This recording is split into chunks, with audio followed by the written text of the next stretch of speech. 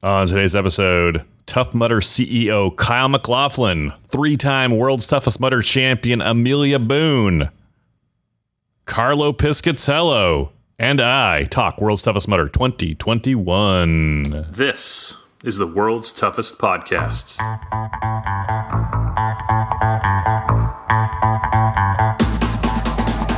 Welcome to the World's Toughest Podcast, where we talk about any obstacle course race you'd like, as long as that's World's Toughest Mudder. Each week we talk to members of the WTM community and share stories of success and failure in the single greatest event in OCR. My name is Will Hicks, and this is the World's Toughest Podcast. Welcome back to World's Toughest Podcast. My name is Will Hicks. Thank you for listening. You are listening to the number one rated obstacle course racing podcast in the world. The entire planet, because of people like you. Thank you for listening and rating and reviewing the show on Apple Podcasts.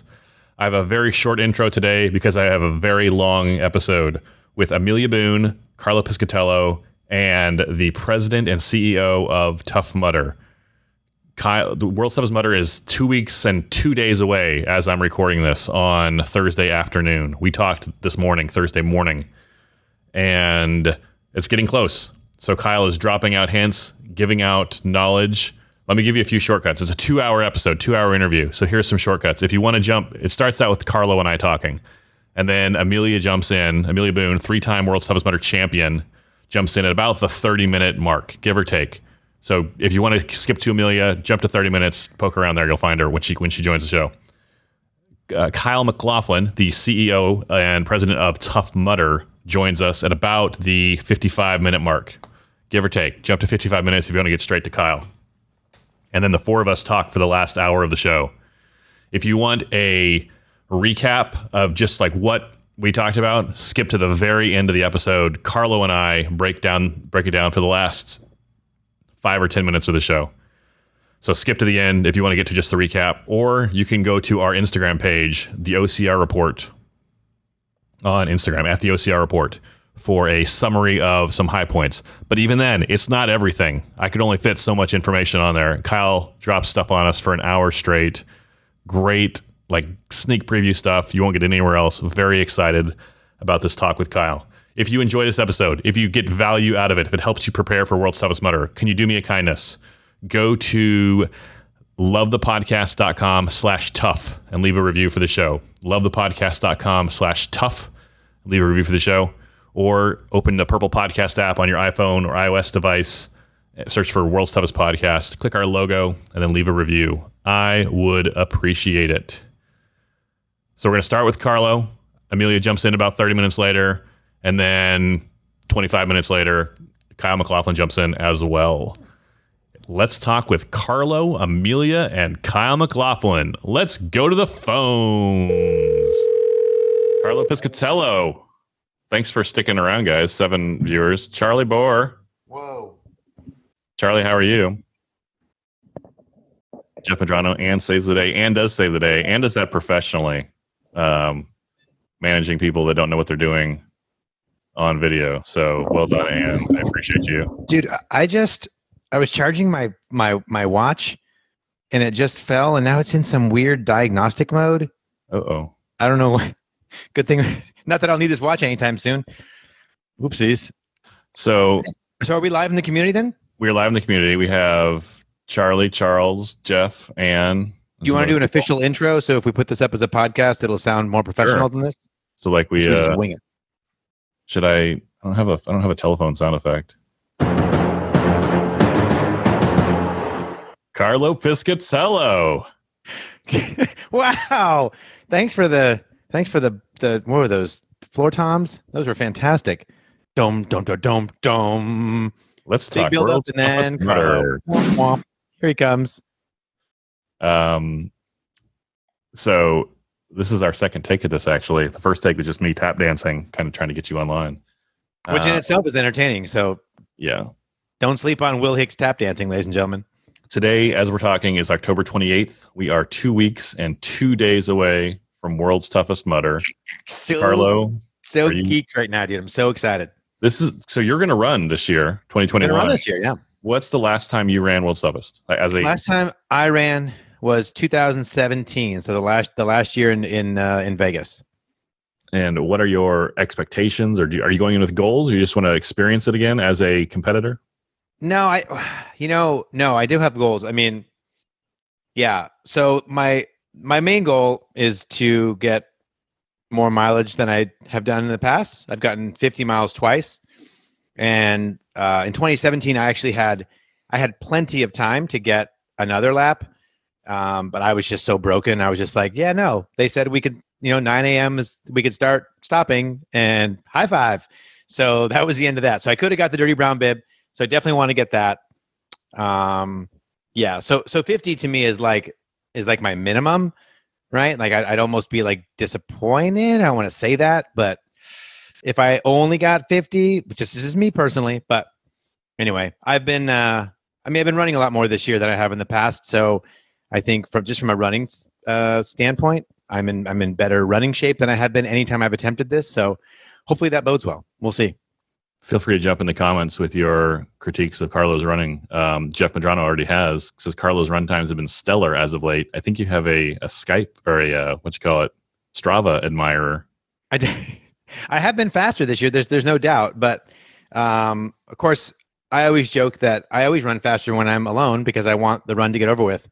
So I find that I run faster than I probably should. So like I did 20 last Saturday, which I keep telling everyone about. And it was very slow, but then again, it was fine because it was pavement and it hurt after a while. So then again, we're going to be on some pretty, I was talking with Tim Holt a little bit about this today. We're going to be on some pretty, dense, it's not like it's going to be soft out in the desert, right? It's not soft sand. So yeah, I haven't run in Laughlin ever, but it looks like not the elevation maybe of Vegas, but it looks like the same kind of rocky, hard, which I don't want to say it's good for mileage, but it's a lot. The soft, the Atlanta, the mud, it takes it out of you. It's harder to get at least for me. I feel like you like the soft ground because it's easier on your joints, but it's harder on your mileage, I think. Yeah, well, it'll be hopefully a fast course, right? It'll be interesting to see if they find some elevation out there at all. Amelia has done Spartans out there and was like, there's nowhere, I don't know where they could possibly find elevation, but I don't know. Who knows? Maybe it'll be a negative elevation as we're jumping off some kind of a cliff into the Colorado River, right? Which is everyone's hope. I hope. It'd be pretty cool to jump into the Colorado. Dude, come on. They have to come up with some kind of, you've got a river right there. Unless it's unsafe, right? If I don't know how fast, what the current is like right there. How deep it is. Yeah. But I'm like, you would think, if there's a way of doing it, you would think they're going to do it because anyone who's ever done Vegas, like whether you like it or not, the cliff was a huge part of it. That's what made it like so special at that venue, I think. So I only ran Atlanta one year. I ran it in 2018, and the Stacks was the Atlanta answer to the cliff. Yeah. And I did not jump it because, and in my head, it makes sense. We've talked about this before, like not doing math on the course. I'm like, oh, it takes as much time to climb up, get out there and jump down as it would to just take the penalty. And if I do the penalty, I don't have to climb up. That'll say, so I'm like, I'm not going to do it. It makes sense. But really, it's just like excuses and your brain talking you into what you really want to do anyway. Yeah, but I think that was kind of the knock. Not you can really knock it, but that was kind of the knock on it was that, it was more effort. The thing about the cliff, we talked about this on the podcast last time. The thing that made the cliff so great is you just walked right up to it and off you went. There was no extra effort involved to get to the jump part. You just jumped. Hey, Logan Nagel is here. I love Logan, by the way. Penn State guy. Yeah. And from the selection show, which was a great show. I enjoyed that very much.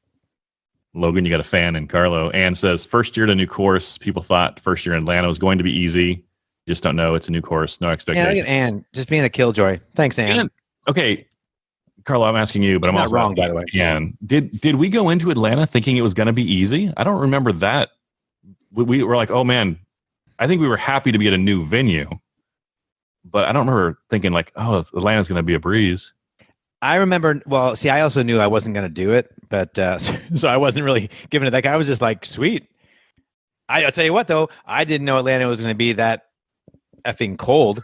Yeah, that's Dugan, hot Atlanta. We thought it was going to be hot. We're like, oh man, it'll be nice. Like we were looking forward to the weather because no more cold like Vegas.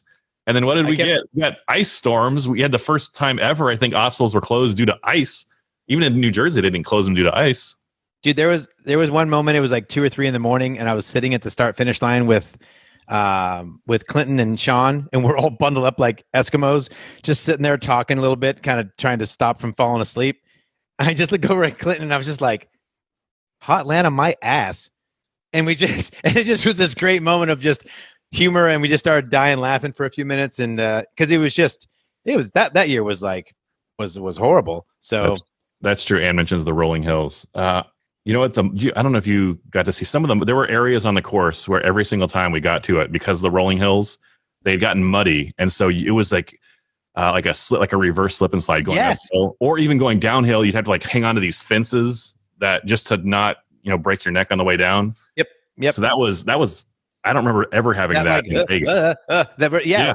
Jack and I went over there one time, and we were like, we're not going to go over here anymore because Jack didn't want to ruin his camera equipment, of course. And when it's the middle of the night and you got 30 or more miles on your legs, you're not strong enough to do that whole slip and slide Frozone thing. Like you just can't do it. So you just fall to the ground and gravity will take you where it takes you. You hope it's the bottom of the hill. I don't know. Not in some horse pasture.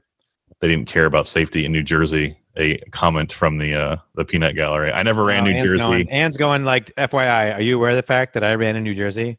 Actually. Just kind of drops that in conversation. As someone who ran in New Jersey. Okay, go ahead.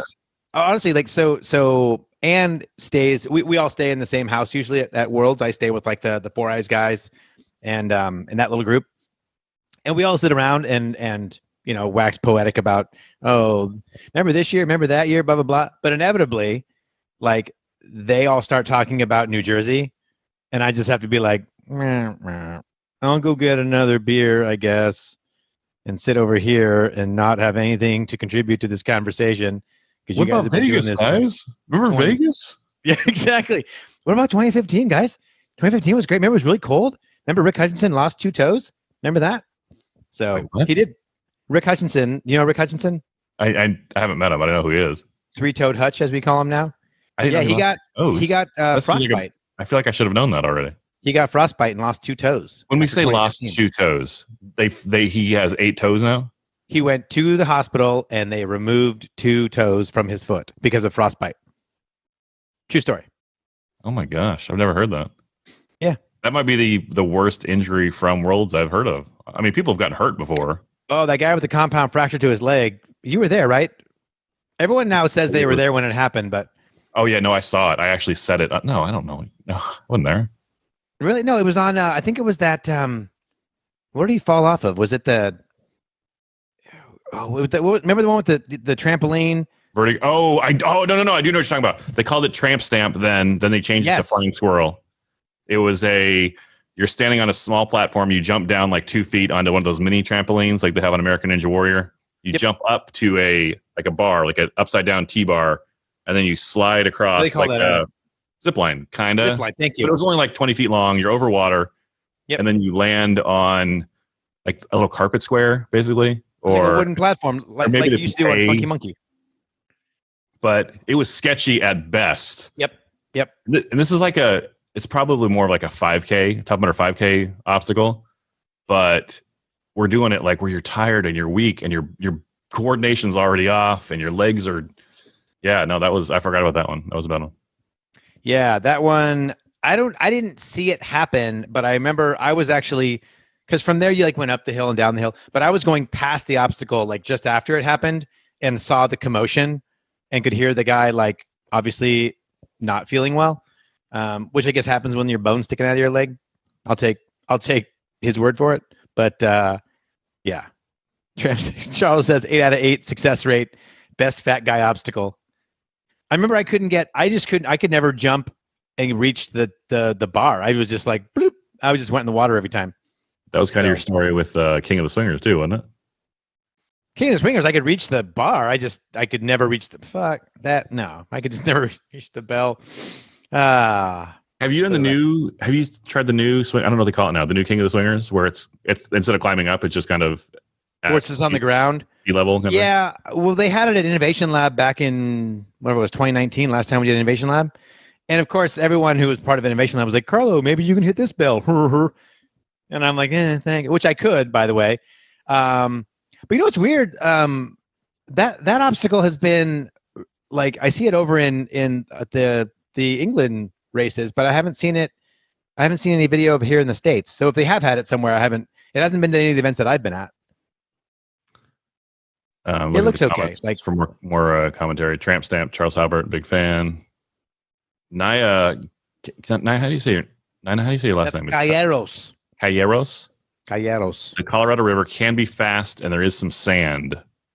Man, Carlo, I don't want to get expectations up. I don't think they're going to put us in that river. I think the depth is too unpredictable, and I think a river is much different than a lake, as far as obviously. But for safety, like you jump into the lake at Lake Las Vegas, when you go down, you're coming up at the same spot. It's a lot easier for the lifeguards. I don't think they're going to put us in the river. They should just string one of those like gill nets across, like downstream, and so if any of us get past, we just get collected. Then have the lifeguards there just fishing us out. Yes, netting maybe and not gill nets. Water is a great idea. Logan says it's called Well Swung. Yep, that's what it's called. He's right. So it's puzzle piece season, and so Team HQ's had some people passing out puzzle pieces, and I did one with a crossword puzzle or a word search with 50 obstacles names, and so I was going through old obstacle names just to order some kind of deep cuts and. Yep. Did you know there was an obstacle name called Climb Axe? Like Climb Axe? I did not. No, I've never heard of that in my life. That was a 2011 or 2012 obstacle. That one struck me as unique. Well Swung would probably fit in that same category. Tramp Stamp. However, go ahead. No, I was going to say, I remember when Tramp Stamp, the maps come out. Right. You don't know what they are. These new names for obstacles, like Twin Peaks. What does that mean? But when Tramp Stamp came out, everyone's like, "What is that one?" Who wouldn't know what that means? Well, no, everyone knows what Tramp Stamp means, but what is the if you see the word Tramp Stamp, what does the obstacle correlate to? Like, what is Tough Mudder going to put together under that umbrella of Tramp Stamp? There you go. So what is that? Like, dude, who doesn't know what a Tramp Stamp is? But although we've talked about this numerous times, but I think we agree with the greatest obstacle name that we've ever seen was what? Ooh, I'm putting you on the spot. Sorry. Yeah, it was a world's obstacle. Worlds what year? It was definitely 20. I did it, so it was 2017, right before you went up the big hill. They had that horrible penalty if you decided to take it. It was down. The penalty took you down in that gully. It was like a long walk. Not common. I'm snubbing you, but I know you know it. Yeah, no. Stage 5 Clinger. Oh, Stage 5 Clinger, yes. Oh, maybe that was 2016. It started It started in 2016. They brought it out. 2016, they actually made it easier, like the second half. Do you remember that year? 2016? You went to that was when I got hurt. I got hurt in 2016, but yes, I was there. Like, we're actually going to talk about last minute World Toughest Mudder tips. But 2016, I was talking about this with somebody. I think 2016 might have been the peak year for World Stuff, like the best year. Like I was looking at, because I'm looking at course maps from 2011 through 2019. I'm looking at the obstacle, and I only ran maybe half of them, right? Like not even that. But 2016 with the obstacles, that was the first year of Loch Ness Monster, Stage 5 Clinger, Augustus Gloop, and I thought 2015 was the first Loch Ness. 2015 was King of the... No, that was 2014. Nope, that was 2014. 2014 was King of the Swingers. 2015 was Loch Ness. You're right. Yes, because that was my first Worlds. Monster. They called it... You know what they called it before Loch Ness Monster? Remember that? Roll the Dice? Roll the Dice. Like yes. 2015, they all had... Yeah, thanks, Melissa. I'm wrong there. And Carolyn Clifford with another good obstacle name. Yep. Anne knows all the... Anne's the all-knowing. I don't know if Anne's talking about obstacle names or if she's just talking. Matthew Lowe's just 26. He agrees with me. 2016, but 2016 they rolled out like 3 or 4 new big obstacles, like Augustus Gloop, Stage 5 Clinger. Oh, I loved Augustus Gloop. And Reach Around was that? They had like harder and easier names for some of the obstacles. Was Stage 5 Clinger and Reach Around was it like I feel like there were two versions of it. One was Stage 5 Clinger and one was... Anyway. There was like the Legionnaire obstacle. Like if you did it at a regular Tough Mudder, it would be the Legionnaire option. Like Backstabber had another name for the easier version of it. I'm blanking on it. But anyway, my point is 2016, one of the reasons it was the best year was because at like 2 or 3 in the morning, they made changes to the obstacles to make them easier. Yes, I do. Funky Monkey, they built out a platform halfway across so that you could go straight to the wheels. You could skip the bars going up. Yep. And Stage 5 Clinger, they put like a rope ladder, so you didn't have to actually do the monkey bar part of the Reach Around was on regular courses in 2017. Backstabber Liberator. Thank you, Logan. That's what I was thinking of. They had like 2 versions of names for some of those obstacles.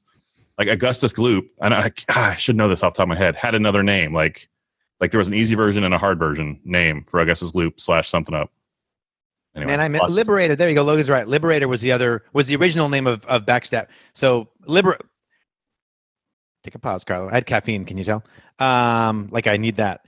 But so yeah, Liberator was the original name, I think, of that one with the pegs, right? Where you take the pegs and climb up.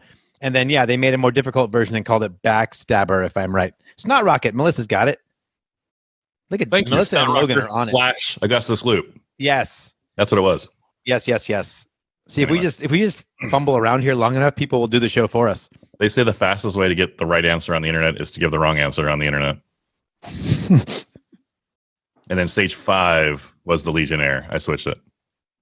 There we go. Okay, awesome. Hey, let's. So we are 14 days away from World's Toughest Mudder. Your fitness is what it is. Like you can run some more miles, you can do some more push-ups. It's not 14 days. That would be 2 weeks on the nose. Right? I'm sorry, 16 days. There we go. I'm like, it's not Saturday, bro. I think one of the themes of our conversation is we should not be doing math. And I'm an engineer. Don't worry, I'm a professional. But on my weekends, I don't care. So what are you, Carlos? So like seriously, like you and I are both running in 2 weeks ish. What are you doing like tonight to get ready for Worlds in a couple weeks? Today today's going to be a very normal, easy, probably 5 to 6 mile run. That's kind of how I've been doing it. I'm still doing, like you said, you are where you are strength wise for the most part. I was just talking with Amelia about this the other day, and it's like, even though we are where we are strength wise, like Amelia's like, yeah, but I'm still doing as much grip stuff as I can, leading up to the event, which is true. I don't know if you saw, she posted that video of her like hanging on the playground, the children's playground equipment. And she's just like, yep, I'm that weirdo. So it's like, yeah, I mean, I'm still doing some grip stuff. I mean, I work out like 3 days a week, like just do CrossFit type stuff, which it ends up being pretty grippy anyway. So I haven't stopped doing that. I'm not going to do any real long runs. Like I think I'm going to run 11 miles this weekend on Saturday. But yeah, at this point, it's you and I've talked about it before. 2 weeks out, it's just like you're kind of getting into like don't get injured mode. So really, that's where it is. I don't like to call it tapering because I'm not going to pretend like I'm just like, oh well, I gotta, I don't track it that much. You know what I mean? I'm just like, oh, I haven't run today. I better go run. But so yeah, my tapering is just like, oh, I didn't get a chance to run today. I guess I'm tapering. That's what you say, to make an excuse. But yeah, don't get injured. That's it. Like, don't get injured. Matthew Lowe's strategy is to carb load on beer. I'm not carb loading still a thing. Like that was like a big deal for a while. I mean, even baseball players like got a carb load for a game, and I'm like, for baseball, you're kind of standing around most of the time. You know what I mean? No offense, I know they're athletes, but it's like carb loading for a baseball game just sounds like having chicken wings and chilling out. Which I'm all about that. I think carb loading is like the opposite side of the I'm tapering coin. It's like it's basically an excuse. Whatever you're going to do, you're going to do it, and it's just an excuse to. I have no nutrition education, but I remember like I don't know if it was the night before, like 2 nights before, I was like, I got a carb load. They say you should carb load, so I'd go to CPK, California Pizza Kitchen, and I get like their the pasta, the chicken, the white sauce. What's that called? Anyway, the chicken with the fettuccine Alfredo. Alfredo, yeah. Yeah. Anyway, like, yeah, I know what I'm doing. I had no idea. Whatever. I'm Italian.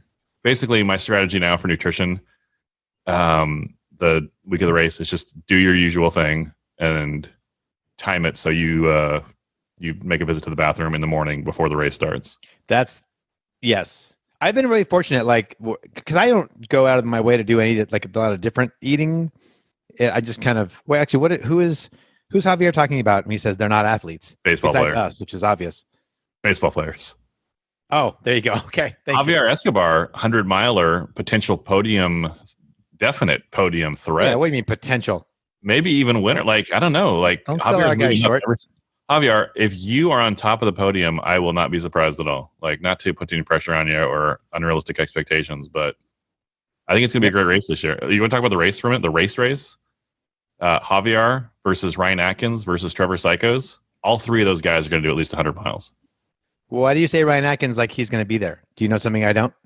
I don't know. Here's the thing. Ryan Atkins owns World's Toughest Mudder. Yep. Like, it's his favorite race. He's told me that. He owns that race. When Tough Mudder Inc. puts on World's Toughest Mudder, they have to pay Ryan Atkins a licensing fee because he owns the race. It's his race to lose. He's never lost. Long way to go for a joke, dude. It was a long way to go for a joke. He's never lost World's Toughest Mudder, either in the team category or whichever category he runs in. He's won it every single time. 6 years in a row, he did it. See, he says Ryan's not going to be there. I reached out to Ryan a couple times. He's there. I don't know. One time I reached out. I'm like, dude, are you going to be there? And he's like, I don't know. And then I reached out the second time, and I'm like, hey, man, hope to see you there. He just liked my message. So I'm like, if Ryan Atkins got on here right now and he jumped on into the comments, and if Ryan Atkins says, I'm not going to be at World's Toughest Mudder, I would still think he's going to be at World's Toughest Mudder. Well, he's been doing a lot, though. I mean, he did Spartan Games, then he did Spartan Canada, and now he's probably going to do something else. Big Bear for that too. Spartan Big Bear. This is what he does. Anyway, Atkins wants to for definite. I'll tell you this much: if Javier says he's not going to be there, I believe he's not going to be there. Javier, do you want Ryan Atkins not going to be there? Mark Batres, Vincent. Who's Vincent's last name? Trevor Christian Johnson. He probably means Vincent D'Onofrio, the actor. He's going to be there. Another non-athlete. He can run alongside you and me. Yeah. Anyway, the race part of it's going to be good. Javier and Trevor, I know for sure, are going to do 100 miles. Christian Johnson is kind of an less known. We talked about before. Christian, I'm telling you, Christian is the dark horse for 100 miles. That dude has had a crazy year as far as he's done a couple 100-milers, I think. From what the Four Locos guys tell me, he's kind of been like the anchor of that team, like when they were doing the toughest mudders. So I know Elliot was talking him up pretty big. So Elliot Reeb, kind of a maybe a sneaky pick to break in the top 5, top 3, and not even sneaky. He ran 85 miles once. He could get there. Joshua Fiore is going to be there, and I didn't know that. Joshua Fiore, he won the first ever Spartan Ultra World Championship. Ultra Beast Josh on Instagram. Vincent Barrientos, of course. Yes, he's I didn't know he was going to be there. Good deal. He's definitely a contender. The men's side is going to be so good. Oh man. If you are not going to be at the race, you should definitely watch it on the OCR report. On the OCR report. Yeah. 164 miles. Can you imagine running? Like you and I, we talk about 50 miles, 75 miles would be great. Man, if we spent a whole year training and did nothing but training, we just quit our jobs and just trained, maybe we could do 100 miles. 164 miles? Are you kidding me? Tyler Nash, 240 miles at Moab. Elliot Reeb, 248. Can you imagine? Did you see imagine the dude who set are you familiar with the Biggs Backyard Ultra? I am. Well, tell people at home, what is Biggs? Did you see what happened this year? I did not. No. So the Biggs Backyard Ultra is Amelia did it like 2 years ago, I think. And I'm going to get some of the stats wrong, and people correct me in the comments. But it's like a 4.5 mile loop, and you have like an hour to complete it, and then when that, so at the start of each hour they start a new lap, and if you make it back in time, you get to go again, and you basically just keep, and so whatever time you have left, that's the time you get to rest, whether it's 20 minutes, 30 minutes, 40 minutes, or 10 minutes, 5 minutes, and you just keep going until the last person like can't finish the loop in time. And the dude this year, he set a record. They went like 3 days. A new lap starts every hour. 12 o'clock, the next lap starts. 1 o'clock, and you have to be at the start line. And yeah, that's insane. There's no obstacles, which whatever. But 3.5, like you're hallucinating by the end of that, right? Like our bodies are not designed for that. That's what I'm wondering is how do you, I mean, Elliot could talk. He did a couple days so there we go. 4.16667. There we go. 85 loops, dude. They call them yards. So 85 times 4.16. That's how far that dude ran. Javier shouting, calling out Joshua Fiore. Father Time's going to be there. I'm taking that MFer down. Father Time is undefeated. It gets all of us eventually. No, I agree. Except Tom Brady. Father Time does not get Tom Brady, evidently. Not yet. The race isn't over yet. Winner did 354 miles. That's not real. I got to do it. Talk. I'm gonna add that up. Think about if you were like, I need to drive today. How far are you going to drive? 354 miles. You'd be like, oh, damn. I don't know if I have enough gas in my tank. I don't know if I'd have to stop for gas before I could get That's true. That's about what I get on a tank of gas in my little Mazda. I can get about 360 miles. 7 times 85. Look at us mathing. 354. Javier is not wrong. Math. Let's talk about the women's side. Amelia Boone, obviously, very exciting. Oh, dude, I'm so stoked. Yeah, in fact, someone added. There we go. No, Logan said the women's side should be really good too. Amelia, Ariel, Lena Johnson, Sarah Corba, Kelly Glynn. So yeah, Aaron Rost will also be there. Aaron Rost. Yep. Aaron's won second. Excuse me, that would be Aaron Grindstaff.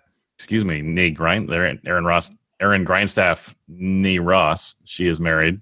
Congratulations, Aaron. She is. But she's won second twice in a row, which has never been done. And she finished third. It wasn't behind Amelia. She finished to Morgan and she finished to Rhea the 2 times. Correct. Neither of which will be there. So in a usual year, you would say, well, hey, Rhea just ran an ultra. Morgan's expecting a baby. Speaking of Amelia Boone, what up, girl? Can you get her in? Can you? Do you now? Or is it too late? Do you now know how to? No. Let me see if I can get her in. Oh, tell her to raise her hand. I think if she raises her hand, we can. Raise your hand. Up at the top of the screen, there's a raise hand button, right? If you do that, can't you invite her? Let me see if I can invite her. I can't. I'm clicking her 3 dots. Amelia Boone, don't go anywhere. Wow. Javier says Deez is going to be there. Well, go ahead and ask him who that is. Go ahead.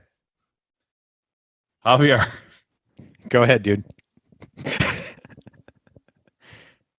Go ahead, ask him. Javier's friend Deez is going to be a world's toughest mutter. Javier. My kids will do this thing where they're like, hey, Dad, you dropped something under there. Oh, yeah. And I'm like, under what? Oh, and they're like, there. No. I'm like, oh, under which? No. Under there. You dropped something under there. Oh, kids are the best. Dude, will you invite Amelia already? What the heck? Okay, Amelia, I'm going to... Okay, Carlo, go ahead and talk for a sec. I'm going to see if I can... Okay. I think if Amelia looks... Maybe she was already done this, and I apologize. But right at the top of the screen where I'm looking, there's a little hand, like at the top right of the screen, it says raise hand. And I think if she clicks that, then that means you can like click on her and she will like be able to join. All right. This is the first time I've done one of these rooms, so it's all new. All right, Amelia, I just sent you a link in your texts that you should be able to hopefully jump in. Are you talking to Amelia or me? I'm talking to Amelia. Well, to both of you. You're both very important to me. Yes. Charles Halpert wants Tyler Nash. Where did he go? You know what? Tyler wasn't he on us just like an hour ago with us? Yeah. If Tyler's there, he's absolutely a threat to do it. Tyler was one of the only guys that ever ran 50 miles at the 8-hour toughest mutter the first couple of years. Amelia Boone requesting to join. Let's go. Yeah, buddy. Yeah. What is going on? What up, Booner? Amelia Boone, how many times have you won the world's toughest mutter? Wow. 3 times. I'm mainly just laughing at Carlo, just like lounging on a on my couch. Like, where's Lola? She's actually at her mom's, so I'll go get her later. I know. Where are all your dogs now? I know. She's like, I was just here for the dogs, and now I'm out. So, let me adjust. Hang on, guys. Amelia, speaking of dogs, couch thing. Do you have Halloween costumes for your dogs yet? I don't, because I'm going to be down at Javelina this weekend. Halloween costume, what? Let's go. Oh. That's how I'll be in the crossing guard tomorrow. I thought you were going to be a mermaid. I you know what? Today's kind of been a bit, yeah. I was hoping to go get the costume today, but if I can't, that's my backup. Oh. I do want to be Ariel though, if I can.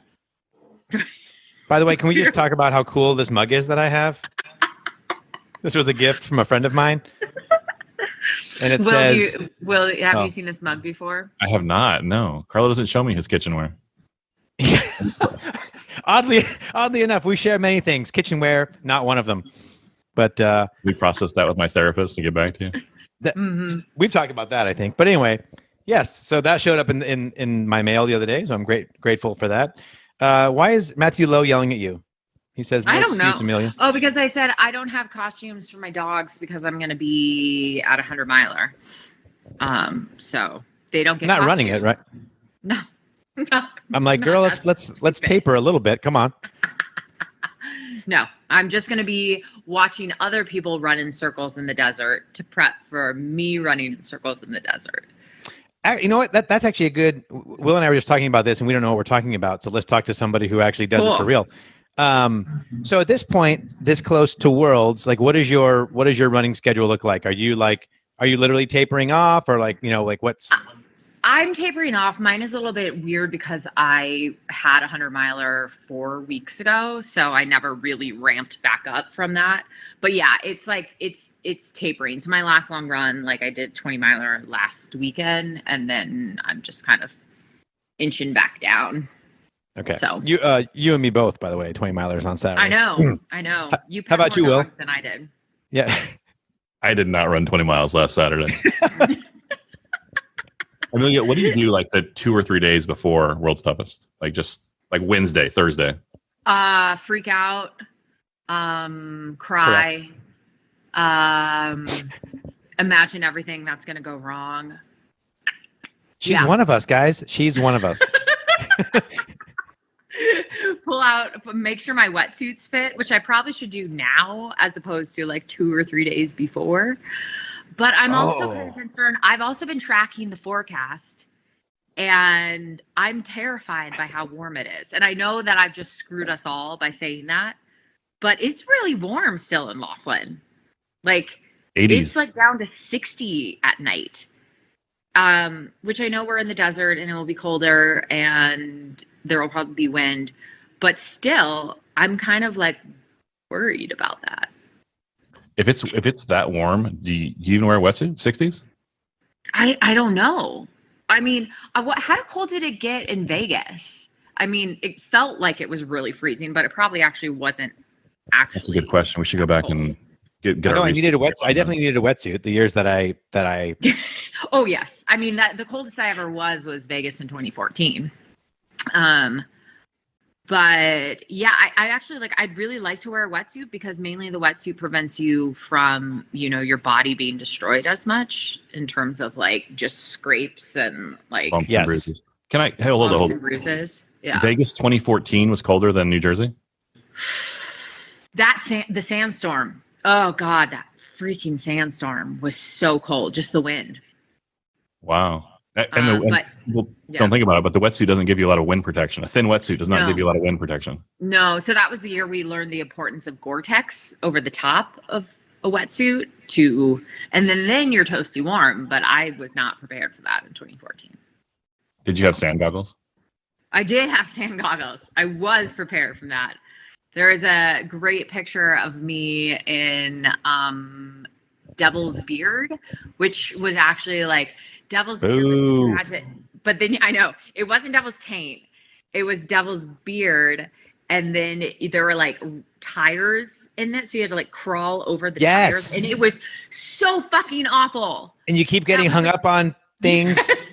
And there's a picture of me sitting with my face in the net and goggles just being pushed back. It was bad. So yes, I forget goggles. I'll bring them again. I ran. Oh, you should bring them every year, right? I didn't bring them in Atlanta, but Atlanta was awful. We all agree. I didn't like it when they announced it. I was just Atlanta. Like, I know. I was like, Matt has that much pull. I really like the desert. I'm a big fan of the desert. I'm probably one of the few people that's been to this venue, I think, because it was once a Spartan venue. So What can you tell people about the venue? it's dry and flat, There you go. rocky. Maybe they'll find hills somewhere, but I remember we were trying to set up like a Spartan combine thing or something, and we were trying to find a hill for a bucket carry. And the best hill we had was like 100 feet over like half a mile. So it was not very hilly at all, but maybe there's different areas that they can utilize. So, I use utilize. Use. Utilize, bad word. Maybe Terry says everyone's going to have sand goggles now, thanks to Amelia. Yes. And then Charles says 47 is the low 2 weeks from today. You can't. So that's pretty. Yeah, but chilly. no one. 2 weeks from today. It was supposed to rain here today, and it's like 75 degrees. So, Okay, if you could wave a magic wand, what is the perfect weather for World's Toughest Mudder? Highs and lows. Ooh, wow. I would say I would like it would need to be cloudy, which is not going to happen in the desert. But cloudy, like high during the day of like 60 and low at night of like 50. 10 degrees swing. Pretty much. Yeah. I don't really know where we'd find that. They've said that Laughlin is only a 1-year deal. Like next year is at a new venue.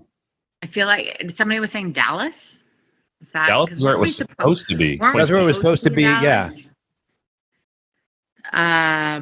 Although someone also told me, someone from Tough Mudder who would know says, I will never guess where it's going to be. And I think, but it's going to be inside the U.S. I would love Whistler. I would absolutely. Oh, Whistler. man. Whistler would be great. Being chased by bears at 2 a.m. How cool would that be? They're asleep. They're like hibernating by that. Covered in snow, though, wouldn't it? Whistler in November? November? We've never had a snow World's Toughest Mudder. We've had a lot of, I don't even want to say, we haven't really ever had rain during World's Toughest Mudder now that I think about it. That's okay, though. I'm okay with no. Oh, yeah. Yeah, I don't want rain. I'd rather have snow. But I don't mind like being cold because I have to get in and out of water. I don't want to be constantly hit with water, but yeah. If we ran World's Toughest Mudder in the snow, the winner would have like 55 miles. It would be like the Spartan where they were in Iceland or Sweden or whatever, because, yeah. Oh, let's just say it snowed Whistler toughest in June 2017. That would make sense. I never ran. Yeah, the regular. I ran the regular Tough Mudder up there before toughest was a thing, but. The main attraction, or not attraction, but the main obstacle of Whistler is that ski hill. Like it's literally on a mountain, and so they send you up a ski hill that, it'll kill. I can't imagine going up that. It's the Red Bull 400 slope. Yeah, right. So yeah, it's just like crawling straight up there. So and yes, 20. Mark says 2011 had ice. It did have a lot of ice. That was fun. There's pictures. Some of my favorite pictures from World's Toughest Mudder in New Jersey are where someone is in an obstacle, a water obstacle, and they're holding up. Like they had to break the ice to get into the water obstacle. It's great. It's just, we had this thing, I think they called it Jesus Walks at the time. I feel like Tough Mudders had to become way more PC with their names of obstacles in the past few years, but maybe I'm wrong.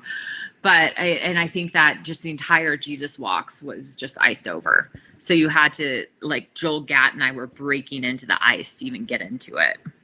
Was the joke was like walking on water kind of thing? Is that right? So yeah, it was like, but basically it was just you were like walking through water, and then all of a sudden there would be like you would drop down into like a 6-foot deep hole.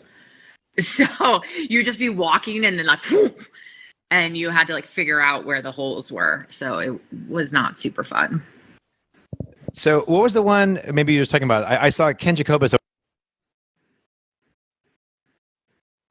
that were like sunk into the creek, and you had to like cross by just stepping from stump to stump.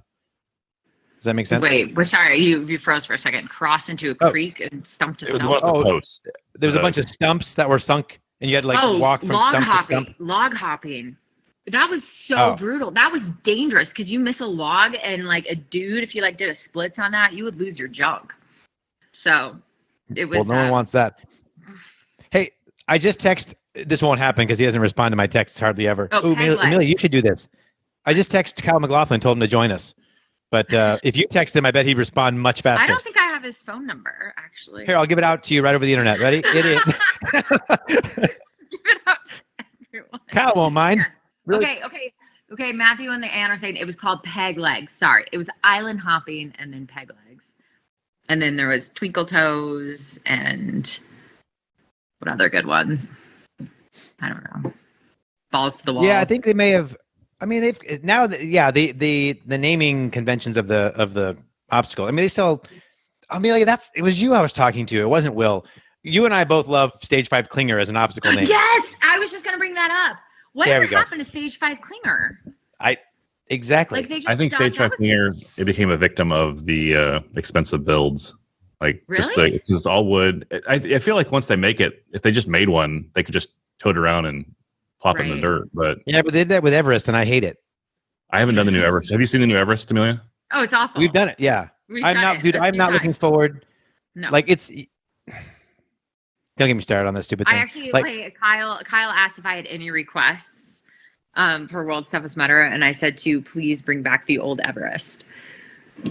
The one with the lip where you could grab it instead of the rounded one. Oh yeah, I'm thinking like 2011 Everest where I could easily get up to it, yes. up on it like my own. I was like, although back in 2011 they'd have a guy up on top with a jar of Wesson, like that's racing it down for you. So they don't do that anymore. I remember seeing that. I was like, what in the world? And they did that. They greased Everest. They also greased Funky Monkey. So the monkey bars were greased. It was impossible. 2019, they greased. Remember Will? Yeah. What was that called? What was that thing? It was kind of like the Spartan slip wall, but yes, someone will put it in the comments in a second. It was. Yeah. It was just the angled. It was What? I don't remember what it was called. Happy ending? No. Happy ending. That was an obstacle for like 2 years. That was an obstacle. They replaced electroshock for like a year, like 6 months as the finisher. Was that the zip line thing? I don't know. That must have been at the time where I was not around Tough Mudder. It was Pyramid Scheme. Logan Nagel's crushing it, by the way. Pyramid Scheme. No, Happy Ending. Pyramid Scheme was the name. They changed Happy Ending too because it wasn't the ending obstacle anymore. And that's why they called it Happy Ending because they put it at the end of the. No. Pyramid Scheme is the one. Pyramid Scheme is the one where that was oiled up in 2019. It's just that wall. Normally you climb on top of each other to get up to the top, but they had ropes down it. But then they just sat there with jugs and jugs and jugs of vegetable oil in 2019. Right. Okay. Logan, tell me if I'm crazy or not. Wasn't Pyramid Scheme and Happy Ending the same obstacle essentially? They just changed the location and the name. Also, maybe so, right? It was Pyramid Scheme on the backside, but then there was like a slide on the other side. Yeah, and that's right. It is different because I guess they changed it from a slide to a step down, like the backside of Everest kind of thing. You know what was a fun one was Fire in Your Hole. Yeah. Remember Fire in Your Hole? Yeah. Although we never had it in California because that was like the fire pole through the Ring of Fire, right? Well, no, that was Ring of Fire. I feel like I was the only one who ever did that because I just did that for a commercial. No, and that was in the festival area. It was a festival obstacle, yeah. Yeah. Right. Happy Ending was Pyramid Scheme. Trisha's got it. Up with a slide down the back of the pool. Oh, gotcha. Okay. And Fire in Your Hole was more just like a slide through fire or something. With fire at the bottom. Yeah, see, we always saw that in the promo stuff, but California, we never had that because they wouldn't do it. They wouldn't set Tahoe on fire. Yeah. And this is the fact before our state started burning up every year. And you like physically slid through the fire, right? Like you touched the fire. It wasn't like a fire jump where you went over it. You were like your legs and butt went through the fire. You were in water right after, but right. Yeah, I don't know if that one would fly these days. There are a lot of things that were so dangerous that I was actually talking. I did Sean's podcast yesterday, and we were talking about things that were super dangerous. That was like 2011. The fact that we swam across a quote unquote lake or whatever in New Jersey, like you were out there in the middle of the night with maybe like one dude in a kayak. I don't know. I guess like we had the cliff jump, but so maybe things have still been dangerous. But I don't know. I'm just so surprised nobody's died, to be totally honest. At least at World's Toughest. So. Yeah, I'd be interested to see how. Let's talk about something not depressing. I've gotten hurt at Tough Mudder, but I've never been injured like at World's Toughest Mudder. My injuries always come at like, a regular, 10-mile, hey, let's just go out and have some fun. Like literally, it's a fun one a month before World's Toughest Mudder. Let's just goof off and fun with the obstacles and get ready and that's when I get hurt. The actual race. You were in a 2013 Leap of Faith was the thing that injured everyone. Oh my gosh, that's the most incredible looking thing. I'm glad I never had to do. Okay, so I was so glad I was injured that year and couldn't run. There's a Leap of Faith obstacle now, but it's totally different than what it was back then. Tell people what you had to do for Leap of Faith. So you basically went up to kind of like a top of Walk the Plank, and then instead of jumping down into the water like you would for Walk of Plank, you had to jump across and land on this like cargo net and then crawl up off of it. The problem is like people were just like missing the cargo net and then like catching their leg in it weird. And yeah, it just, watching it was like brutal. Very, very brutal.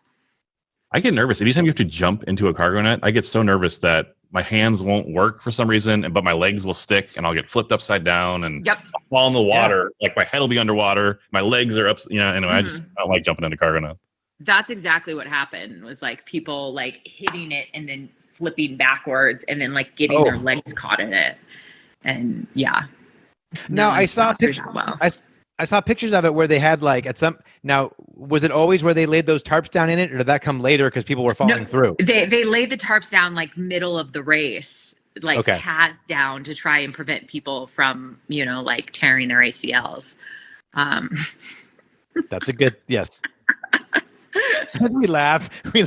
Tearing their ACLs. Oh, what a riot. Like, during 2014 when King of Swingers just like fell down during the sandstorm. So I'd heard, yes. Can you imagine? Oh man. They just got lucky falling on somebody. We really are lucky. Like, yeah. Well, yeah. I mean, the fact that, they had shut it down before and then it just fell. Alex, if you didn't land right, lots of broken ribs. That was it. Oof. Yeah, people broke their ribs. I kind of like when I come around to an obstacle at Worlds and then for whatever reason it's like shut down. I go like, oh, okay. That was run by. In 2011, so many of the and 2012, so many of the obstacles froze over that they just like shut them down, like balls to the wall. You couldn't even get up. And so, I think it was just by the end of 2011, we were just basically running laps without any obstacles. And you could also like Berlin walls, which were 12 foot at the time. There were like no volunteers out there. So people just like walked around because like no one could. Oh, scandal here. You heard it first. Exactly. There were people cheating in 2011 walking around a wall. Statute of limitations. I think we're okay. I think if you made it past one lap in 2011 then you get a special dispensation on that. I'm not going to nowadays you get a special patch for that probably. Someone will make a patch. Whale's turd rolled over on people. Oh yeah, I remember that too. I was happy that thing broke. I was so glad that thing broke because it took forever. Yes. Cool obstacle though, but that would have been climbing that thing every lap would have been a pain in the arse. Mm-hmm. It only lasted a few hours, like 6 hours maybe. Yeah, it didn't. Yep. I went over it twice and then it was gone. I don't know how anybody thought an inflatable like thing was going to last for that long. Tied together with ropes. Like, Carlo, tell people what Whale's Turd was. That was a 1 year only obstacle. Yeah, Whale's Turd was I forget what they called those inflatable. Well, I guess it was the blob. Yeah, the blob is one of those when blobs were really popular. They had them at regular Tough Mudder. It was an Oberto jerky. Yeah, you had to go over one. And then, right. Yeah, right. Yep. And they basically floated them on the lake or on the little inlet from the lake. And you basically had to wade through this little finger of the lake. And they basically wrapped it in cargo net. But it was a good, 12 feet high or something. And you had to basically climb. Yeah. It was 2 or 3. It wasn't just one blob, wasn't it? It was like a couple. No, they stacked a couple of them. Yeah. And you basically had to climb up the side of it over to the top and then kind of slide down the back. And oddly enough, it didn't hold together. So, and there was a story that it did start coming apart and there was people on the net that like kind of got a little pinched in between, and it was kind of hairy for a couple folks, from what I understand. Yeah. I think Josh says he was part of that, but I don't know. Who knows? Josh got stuck in it. What's that? Josh got stuck in it. Yeah, like he was on it as it was like falling apart. I would like to talk about the obstacle that I was really, really good at, which was tramp stamp. Oh, we had a short segment on that before you came on, but please. Oh, really? Oh, no. Then no. We've already talked about tramp stamp. No, we didn't really. We just described it. We talked about the guy that hurt his leg on the compound fracture guy. Yeah. Oh God, I remember that. I was so happy. I was 0 for 15 on tramp stamp, which people were like, could you not get tramp stamp? I was like, I don't know. At one point I had Jun Young Pak standing there trying to coach me through it because he had like dropped by that point. And yeah, it was very embarrassing. I had timing issues. So they only had that 1 year, I think. They had it at Tough Mudder half. It was kind of the finishing obstacle for Tough Mudder half afterwards, but it seems like it'd be a fun obstacle for them just to have regularly. But I was not good at that. Hey, Tyler has a question I want to get to in a second, but you mentioned balls to the wall. Whatever happened to balls to the wall? That seems like a pretty yeah. I mean, I think that one's been gone for a while. Yeah, because they had I don't know if they had. I mean, clearly I took a long break from all of these things, but I remember in 2015 it was like the thing where you rolled the dice, and then there were. I loved that. Different, and then you had to like do the different ones, and you're like, motherfucker, I always get the really bad one. Yes. They had 6 walls set up, and basically 3 of them were easier and 3 of them were harder. Right. And you have to roll a die, and like if you get a 2, you got to go to the 2 wall, and you try and talk the girl into letting you roll one more time, and she never lets you. And yeah, that was fun. The Gambler or rolled it. I don't know what it's called. The Gambler. Yeah, the Gambler. I think it was called. Yeah, that was it. Yeah, because Roll the Dice was what Block Nest was called that first year. 2015 had a lot of Vegas-themed obstacles. Like they called Royal Flush, Roll the Dice, the Gambler. I love Royal Flush. Oh, Royal Flush. No. Yes. Was that was with the water just like coming down your face, right? Yeah. That was basically the grandfather of Augustus Gloop. Yeah, I was gonna say. Exactly. Yeah. As a little guy, I love the tube obstacles because I can shimmy right through those bad boys. For some reason, I always associate Royal Flush with Keith Allen, and I don't know why. I think because I always kept running into him around Royal Flush. But yeah, 2015 had so many water obstacles. That's why it was just brutal. There was so much water. I'm interested to see what the water setup is going to be in Laughlin. There's no natural water on the course, at least that we can tell. Unless we jump in the river. No. So Carlo and I were talking about that. What do you think about the Colorado River? Not a lake. Depth is not as predictable as a lake. Do you think they'll put us in there? I hope they do. I would love to cliff into the river. But that's what you're saying. It would be rad. But I have no idea. But I don't know. I wonder if they'll let us do. Well, they have to do. I mean, well, they can do whatever they want. I have no idea. It just seems, knowing that they're going. Oddly enough, they don't take our, feedback into account. Maybe yours, Amelia, not ours. But you could be like, Kyle, I want this obstacle to be called Boone's Doggle, and it would be like, I don't even know. I just made that's okay, Carlo, because your that's a great name for an obstacle. Is just going to be your World's Toughest Mudder is just going to be doing Devil's Taint over and over and over again. Yes, and Kyle just crapping on me the whole time. Speaking of Kyle McLaughlin, the CEO of Tough Mudder. Yes, there we go. Classing up the joint. Here we go. I know. Damn, I can't shit. I should go get my production badge really quick and put it on. So. Carlo, did you steal one of those like kids microphones that you get in like a aisle at a Target? There we go. This is voice warper. This is what my world is going to be like. Just Kyle crapping on me the whole 24 hours. I'm ready. Right. This thing is great, by the way. This is like a $25 Best Buy mic. I'm in. Look at Will. Will's got the full on, like he's the FM DJ setup. Let's make fun of him. Jeez. But I mean, Will's so cool to actually hold the microphone though. Like you've got the sweet like Lionel Richie setup there. I have no table. I have no table in my place, so I live in a very small place with no table. Anyway, welcome, Kyle. What did I miss? I heard we were talking about the Royal Flush and the Gambler, right? The Gambler. Ostensibly, we were talking about last-minute prep for World's Toughest Mudder, but it's kind of evolved into a, hey, remember that one time? And which is just as good. I'm telling everybody to go run a 5K. Well, I mean, as I remind you guys on a regular basis, you just need to be prepared for pretty much everything. Yeah. We had a couple questions. Go ahead. Yeah, I'm looking at the comments, and it says, from what we heard, they are not allowed to use the river at all. Can't even pump from it. Drought out west with low water. Is there going to be no water, Kyle? Yeah, Kyle. I can confirm that you will not be going in the river. However, there will be plenty of water.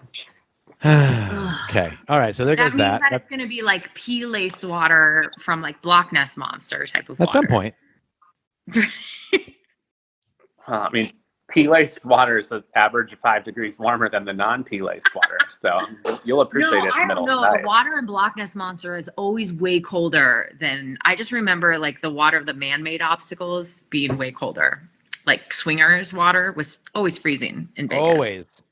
Is that because they're pumping more water into it, so it's always cold instead of being recycled, like because they're always pumping in a fresh source of cold water? I don't know. Maybe I think just maybe we put liners in those pits, right? Yep. The pits for those man-made obstacles have the liners in them, so the liners act a little bit like insulation because they keep the ground from being able to interact with the water too much. And it gets cold overnight, and you're not capturing the sunlight. All right, Cal, let's since we have you here, can you give us anything? Give us a little.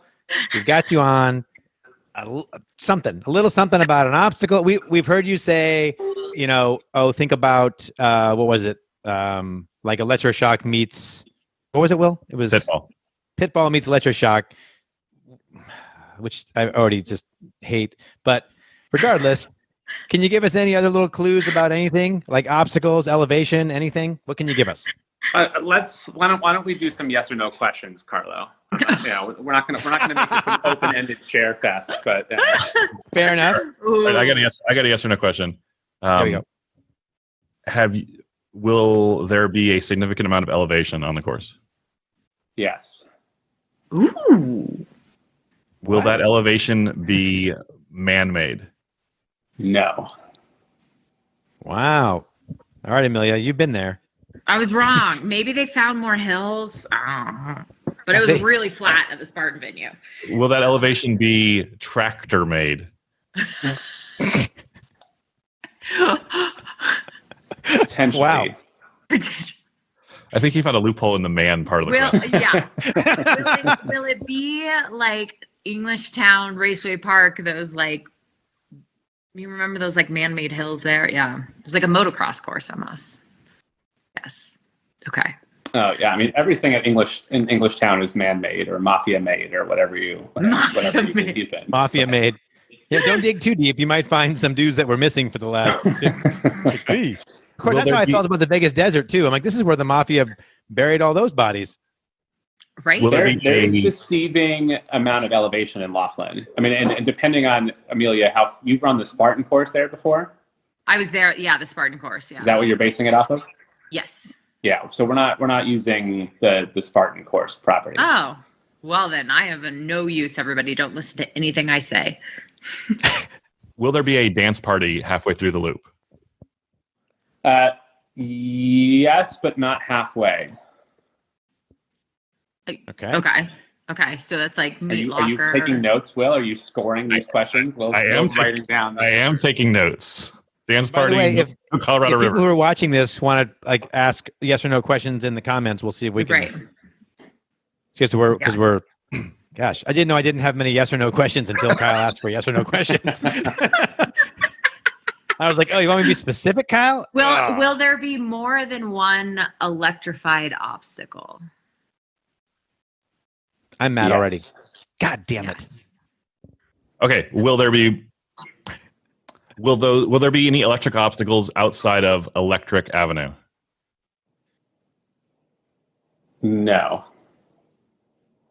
Okay. Will Electric Avenue bypass Everest? No. That's the only reason I do Electric Avenue. Okay. Man, this is good. Right. Will there be a cliff or a cliff equivalent? Clearly, we know not the cliff, but cliff equivalent. A cliff equivalent. Cliff equivalent. Ooh, this is a good question. This is a really good question. Everyone Now I'm going to go is- back and name an obstacle of the quiff, just so we can have one. Yeah, there we go. The quiff. You got to be very careful how you spell that, though, because it gets dangerously close to other words. Oh. You got to choose your vowels carefully. We were talking about. Wait. Let him answer that question. That's a great question. Will there be a cliff or cliff equivalent? And by that you mean like a jump from height? Yes. No. But he said that like begrudgingly. Yeah, I feel like we need to dig Because deeper I'm into like, well, maybe you climb up if there's like a swingers or a double rainbow or something. You're still climbing up, then you're most likely falling into water at some point. But Come on, Amelia, you're the lawyer. Will there be a drop from elevation higher than 10 feet? Wow. Yes. We're good at this. Yeah. Okay. okay. Maybe jump is the sticker in that question, Amelia. He's being good. Right. You should run a company or something, Kyle. You're good at this. Will there be King of the Swingers? There will not be King of the Swingers, per se. Will there be a swinging obstacle? There you go. Yes. Okay. Will there be a double swinging obstacle? TBD. Ooh, everybody wants double rainbow again. Loophole. Or maybe you really don't know. What's the mini version of the new swingers called? We just talked about Well Swung. Okay. Well swung. Well Swung. Yeah, great name, by the way. Man, you guys are. Now, Kyle, I have it that was only in the UK this year. Were there U.S. sites that had Well Swung at it? Not yet. Okay. Okay. Because I remember seeing it, but there was all the UK sites that was doing it. From the comments, will the walk from the parking area to the pit be long? Define long. Yeah. See, that's too. Yeah. Will it be more than 1,000 feet? Slightly. This is great. About a quarter mile. A quarter mile from the parking lot to the left. Yeah. That's good. All right. Bring your wheeled. Bring a wagon. Yeah. Yep. But just remember that it's sand, so bring your off-road wheeled transport items. Your dinky little wagons aren't going to cut it in the sand. Inflatable tires. Yeah, everybody. it's very, very sandy there. Is the elevation more than 500 feet per lap? Yes. Ooh. That is Damn, hilly. son. Okay. What was Vegas? Vegas was like 800? 800? That's thought it Vegas-ish, I think. When they went up to that taller, like when they sent us up to the top Ladder to by Hell. Ladder of Hell, it was like 800, I think. Right. Oh man, look at Kyle multitasking. He's like, I'm trying got the lawyers on the line. I got the elevation chart over here, so I got to. let us see real quick. I don't Let us see. have it all memorized, guys. Will there be more than 3 new obstacles that we haven't seen before? Oh. Depends on how you You're, like, define defining new new. obstacles. Oh, because they're doing the mashups. Like Electroshock meets Pitfall is a new obstacle. I So don't want electroshock meets. I'm so trying to hold think on, of hold what on a could second, be let the me count. worst mashups There. possible. we have 40, I have a Twinkle Toes. 49. Glenn has a 49 part question. Question 1: will World's Toughest Mudder 2022 be in Nevada? No. Will World's Toughest Mudder? No, I'm not going to go. All right. Will it be in Missouri? Will it be in? You know what would be the worst combination ever? Electroshock therapy and No. Amelia, stop. What are you doing? He still has listening. He's time. right here. Exactly. Girl, what are you? He listens. I'm just lobbing bobs. I'm lobbing So bobs. of the 20 regular obstacles, Amelia, there are only 4 that will be unaltered from their standard version. Ooh. What? 16 of the 20 are essentially new or new Modified. New never been version. seen in that version before. So they're either modified versions or they are mashups where we've put multiple obstacles together. That's going to be fun. Do you want to show us the map just real quick? Yeah, sure. Yeah, there we go. That a boy. Quick, someone go back and watch it and screenshot that. Yeah. Blurry. Oh, No blurrier my than the God. puzzle pieces. Yeah, I was gonna say, I was like, aren't the puzzle pieces coming out? Something like We've Yeah. got about 10 of them, 8 or 10 of them out right now. Are they showing anything? We've got a clearly bunch have not out. been paying attention. Showing a little bit. There's more to come. We know that Electroshock there, Electric Avenue bypasses 2 obstacles. We don't know what those 2 obstacles are yet. Hopefully, if one of them was Mutterhorn, I would be electrocuting myself every single time. Will Mutterhorn be the last obstacle on the course? Or Mutterhorn or its equivalent be the last obstacle? Of a lap. A lap. The Mutterhorn mashup obstacle will be the last 2 on the course. The Mutterhorn. There's an over the Mutterhorn obstacle and an under the Mutterhorn obstacle. Ooh. You have And to then have the the option? last 2 on the course. You have to do both. Oh, okay. So you Like will go cage over crawl it and then you will go underneath. under it. How do you? Okay, so this is more for Carlo and Amelia. How do you mash up going over Mutterhorn with anything else? Well, here's Well, my I would just- question, Kyle. Is if you have a wristband, do you only get to? Does it count as 2 obstacles? It's 2 separate obstacles. So you will go over Mutterhorn and then you're going to run a little bit further and you'll loop back and then go under Mutterhorn. Okay. Right. But if Under I had is a, the last if I had a obstacle. wristband, or are we going to be doing the wristband thing after 20 miles, where you can skip an obstacle? 25 for Worlds. 25? Yeah. Okay. And I could skip Mutterhorn with that, right? But then you probably You have can to do skip the one. You can skip. Yeah. Okay. The one under Mutterhorn is called Coach's Canal. So I'll leave you guys with that as a little gem. Oh. There's a little gift. Oh my God, dude. You guys cheers on these. Canal. Okay, well, Canal sounds like water, doesn't it? it does. But maybe we Does. found It out could where be- Coach is going to be hanging out. Shark bait Maybe that's what say Coach's could dance be, party is. could be electric eel underneath. These people need to stop recommending or suggesting electrified things with Kyle sitting right here. You can read the comments, guys. I know. Logan, you know better. You'll be Logan comfortable said something and I want to knowing punch him in that his face. I know. We only have 3 of the little electrical controllers, and all 3 of them are going to be in use. So Okay. on Electric Okay. Avenue, like I can't make anything else electrified Birth canal. safely. Anyway, Birth canal. That would make Oh, sense. I forgot about Birth Canal. That was a. No. The birth canal is the best because you just need people with knives to come through and like. Yeah, I didn't mind birth canal. There's ways of getting through birth canal that are easier than others. I wouldn't mind that one.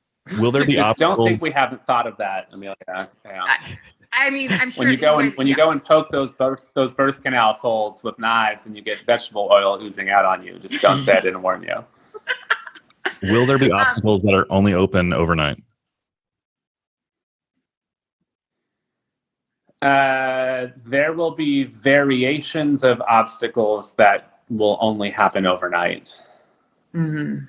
Oh, will that? Okay, will that hopping penalty be a penalty where you're on the little hoppy balls, like in Seattle?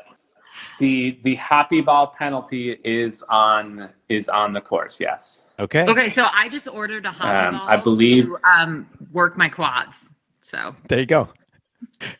I'm Yeah. prepared. I believe the happy ball penalty track is about a third of a mile long. Oh God. Which, from what I understand from talking to people in Seattle, that's actually really brutal. Like no Yeah. one. It seemed fun at first, but then after a couple laps, people were like, "Dude, this hurts so much." I think and this it is especially sucks if you're tall too. this Yeah. is on Carlo. I think this is Carlo's contribution to the course. This is the Devil's Taint of 2021. I Oh. know. Will Devil's Taint be back in this year?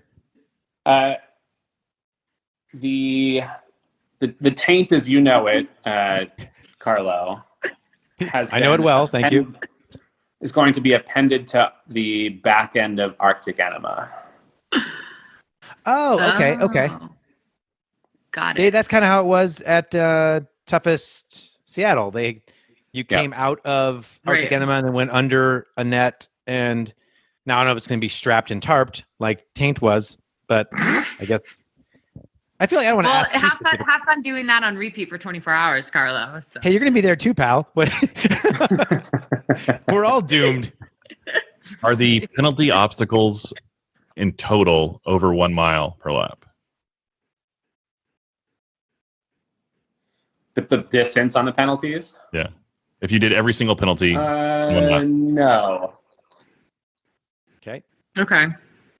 There are no no penalties that are just straight running, to be clear. So every penalty has something like a hoppy ball or carrying something. Burpees or... Please no finding little like guys in a hay bale type of army guys in the hay. Are there any rubber ducks on course? Oh, God. I can neither confirm nor deny. Wow, really? Because people will start bringing all the rubber ducks with them if you said it. So I know I have 5 rubber ducks in my bathtub currently. So is there any golden carabiner application? Not for contenders. all right. good. Hey, then I'm good because I'm not even like, Will, you're in the back with me, right? We're doing a normal average Joe start wave, right? I mean, I want my legs to move 50 miles, but I'm not trying for money. No, but we're not content. But you're not a contender status. Absolutely. No. Yeah, neither am I. Amelia, though, she's up there in that. Oh no, I'm just going for the sprint lap this year, guys. That girl. The strategy worked out real well. Have there been multiple? Has anyone won the sprint lap more than once, like at Worlds? Like multiple years? Yeah. Amelia, you won it in 2019, right? Yeah, but that was the first year I've ever. Have you won it before? No. First year. Because people who win the sprint lap generally don't stick around for the full 24 hours, as I can attest. Right. Will contenders get mileage bypass bans still? Yes, for mileage. Yeah, they will get obstacle bypass bans for completing mileage, 1 per lap, 25 and after. Mm-hmm. Okay. Is there a mid lap? That's just to skip an obstacle. Right. Skip one obstacle. Like in the past, the same. Correct. Is there a mid lap pit crew assistance area like 2019? No, mostly because the course is not traversable by pit crew out to the midpoint. Oh, that's actually good. There's too much elevation, guys. Well, and I think it also prevents like shady things from. What? There's none of that. Let's go. Yeah, the elevation gain between the start and the midpoint is really what you need to be focused on. Oh. Okay. Is it fair to say the first half of the loop is uphill and the second half is downhill? Here. I'll give you guys a little gem. See if I can turn this around. Command Shift 3. Oh, shit balls. Whoa. What's the scale on that? Somebody screenshot that baby. 641 feet of elevation. Breaking news. Will, you better have someone from the OCR report get this out there before someone else does. Screenshotted. I mean, someone did, I'm sure. Someone's literally sending this to Matt right now. Yeah, this is going to pop up while we're still talking. That's fine. Yep. I know where they got it. Where's the... Yeah. Get a hold of Mike Stefano. Get him on Shark it. Radar screenshotted it, so we're good. I need comment. You need some questions, guys. Okay, we have him right here. He's listening. Has Ryan Atkins registered for the race? He's not going to be there. Oh, sorry. That's what Javier Escobar is. So Javier said he won't be there. I can confirm that Ryan Atkins is registered for the race. I'm telling you, if Ryan Atkins popped up here right now as our 5th guest and said, I'm not going to be there, I would still believe he's going to be there. You never know. He hasn't told me, though. I don't know. I tried. I reached out for comment, and he thumbs up my question. I was like, okay, all right. Well, the first time I asked, he did say he wasn't sure, and then the second time he was like, "Ding," and I'm like, Like, ding. I understand that reference. Right. Is electroshock the electroshock / pitfall the worst obstacle on the course? I feel like that's a pretty subjective question. That's not a yes or no question. Wait, okay, here's one. The electroshock think? pitfall combination, by the way, is known as shock and sprawl. Shock and sprawl. Great name. Gosh dang it. God, you guys are so good at naming. I still miss stage 5 clinger, but yes. What's the what's the electrify one that I really hate that you guys love? With the stick through the whole Operation? Operation. Will Operation be a part of Electric Avenue? No. Will a Operation Mashup be a part of Electric Avenue? No. Oh, Will. That's a yes. That was no. That sounded like a yes. No, it's not an Operation mashup. There's an electric eel mashup, and then a brand new electrified obstacle that you've never seen before. Oh God. What is the name of the brand new? Is the name of? I can't think of a yes or no. I don't know the name. Yeah. The name of the brand new one is called Frickin' Laser Beams. Freaking laser. Is the new one, does it involve electricity and water? Is there water involved in the new electric obstacle?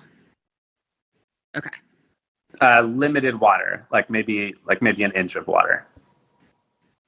Okay, so Frickin' Laser Beams is a reference to Austin Powers. Sharks with frickin' laser beams. Does it involve sharks? Let the overthinking begin. Does it involve sharks?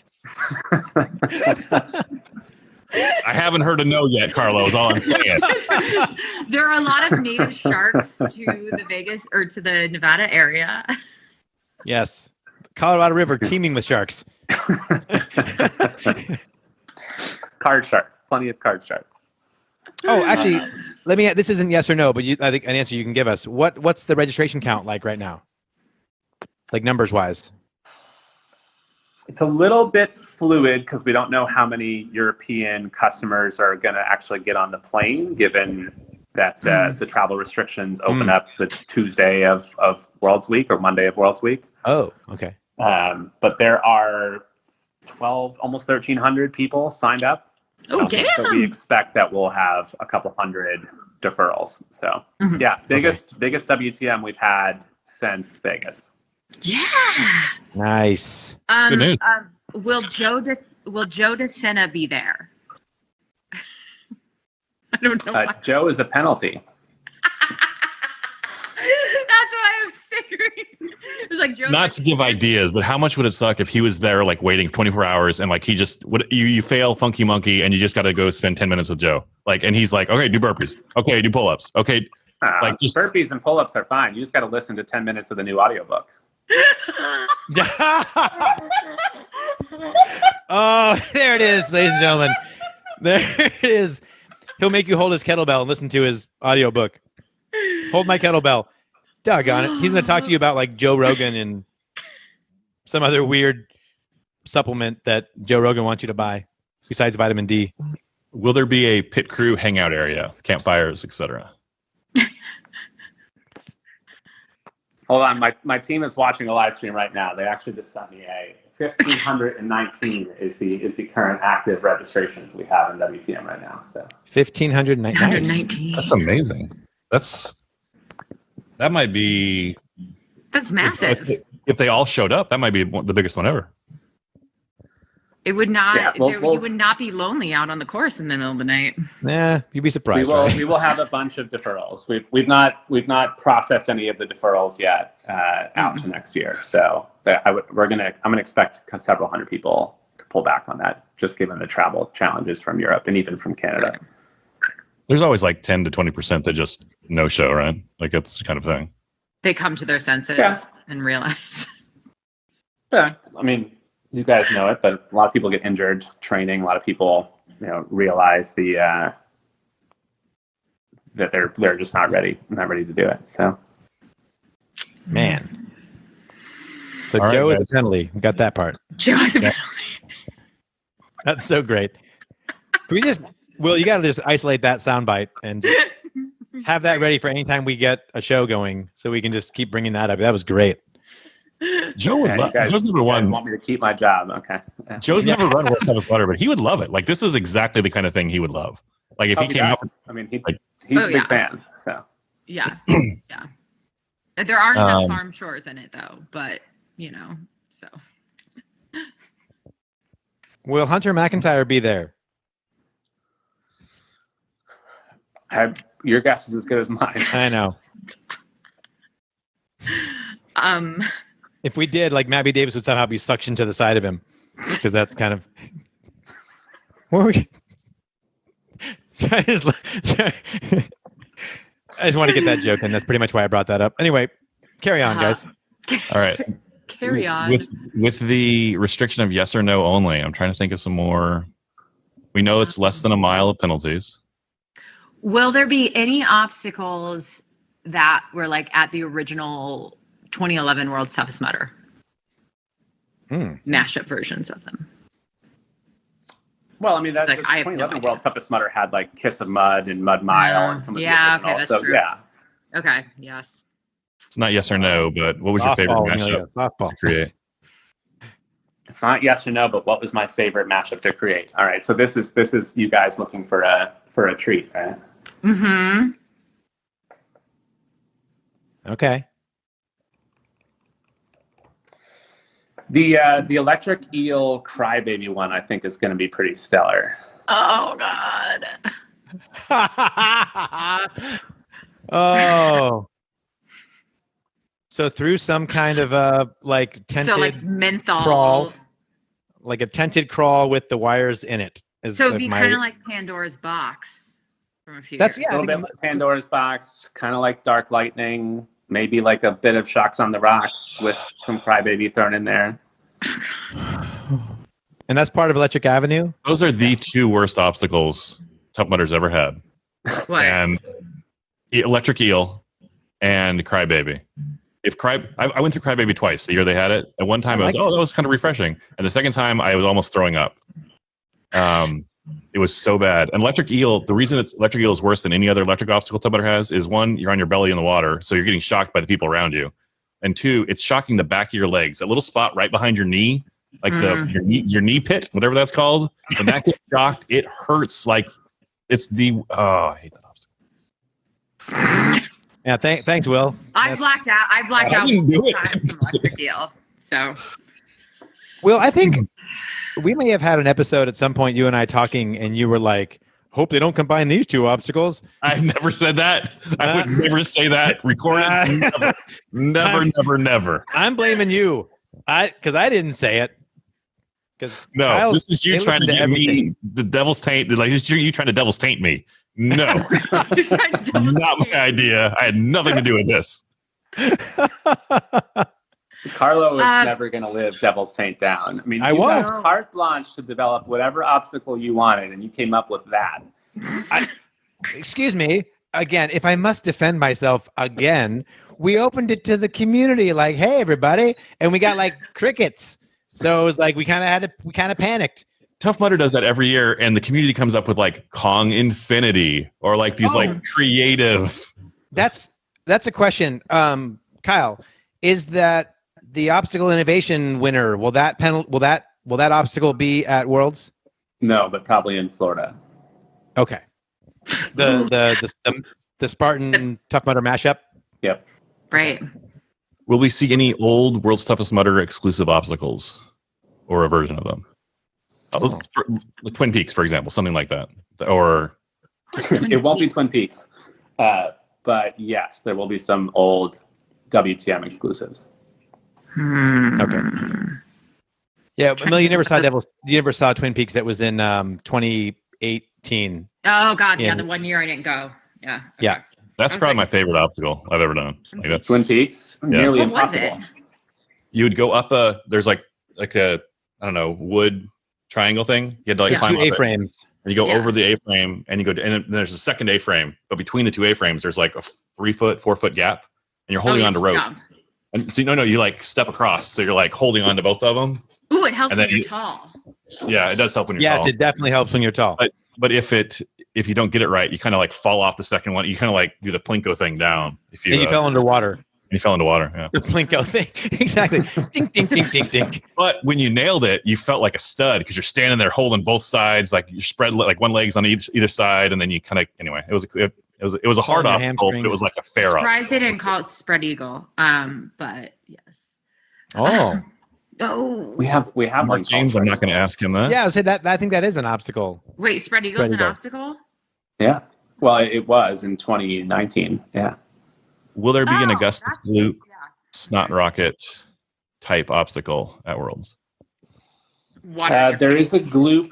There's a gloop mashup obstacle, but gloop is not the foundation of it. Okay. Gloop is the add-on. Gloop's the add-on. Okay. Does this obstacle involve you going up a tube? Not up. It's Is this, tubal. is this obstacle more like Royal Flush? You know Royal Flush? It's like before my time. Not like Royal Flush. I like that one. Okay, so I'm guessing this is like a horizontal tube. They're dumping water on you as you go through. I don't know. And I'm getting like a nod-ish from the CEO. Will Funky Monkey be mashed up with anything? It will be a new Funky Monkey. I really wouldn't call it a mashup per se. Okay. New funky monkey. Man, this is great, guys. Man. I Is know. there a water slide type obstacle? Is that a question? Oh, yeah.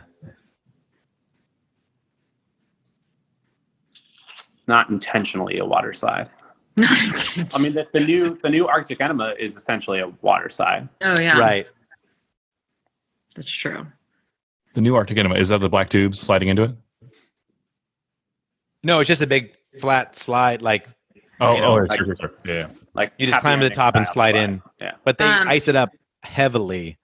What did you say Arctic is crossed over with?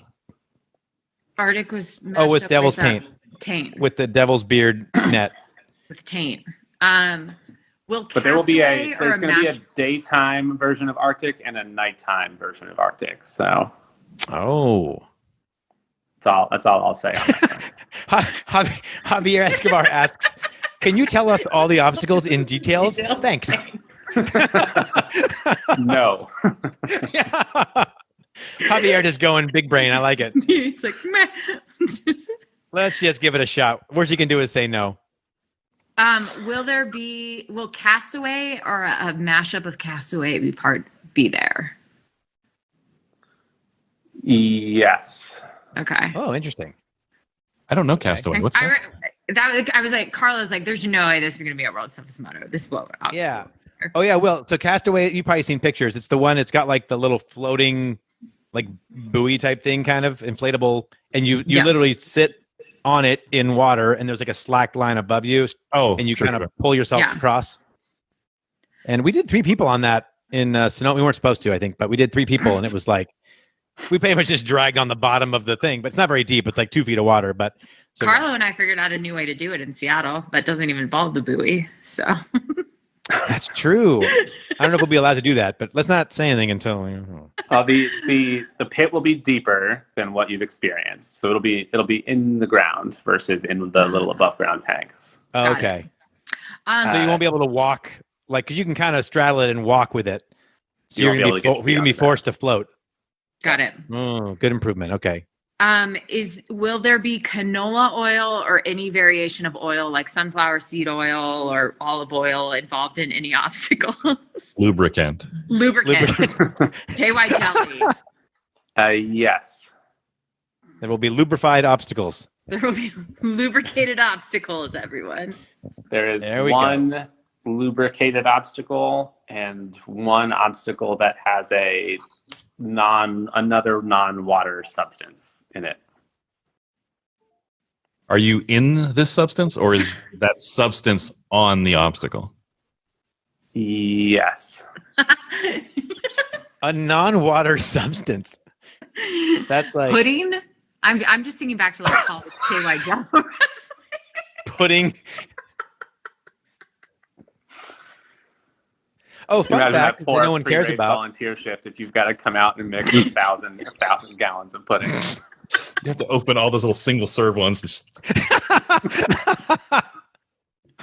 Oh, oh, you guys, this is great. Oh my gosh. Will, this is unexpected. We're getting a lot more stuff than we ever expected. this was going to be just me and Carlo kind of Boring people for 25 who wants minutes. to hear Yeah. us. Man. All right.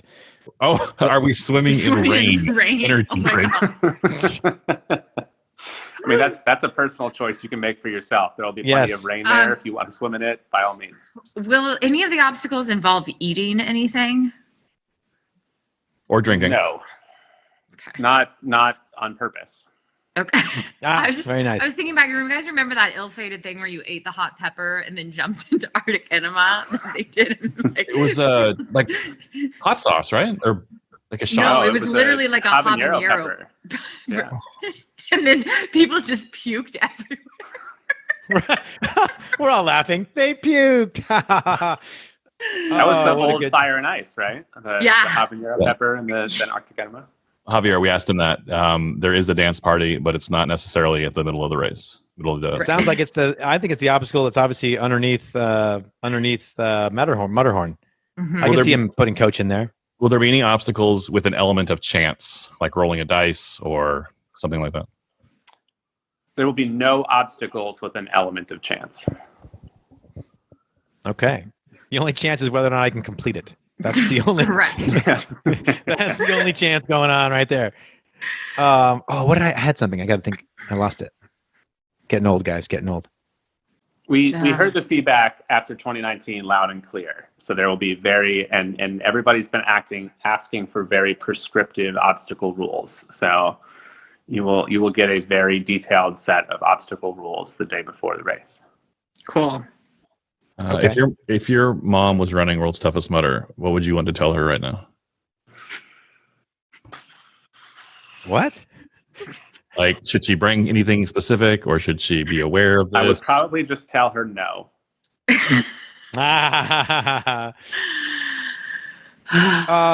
Will there be any? Are there any mashups involving Everest? No. Okay.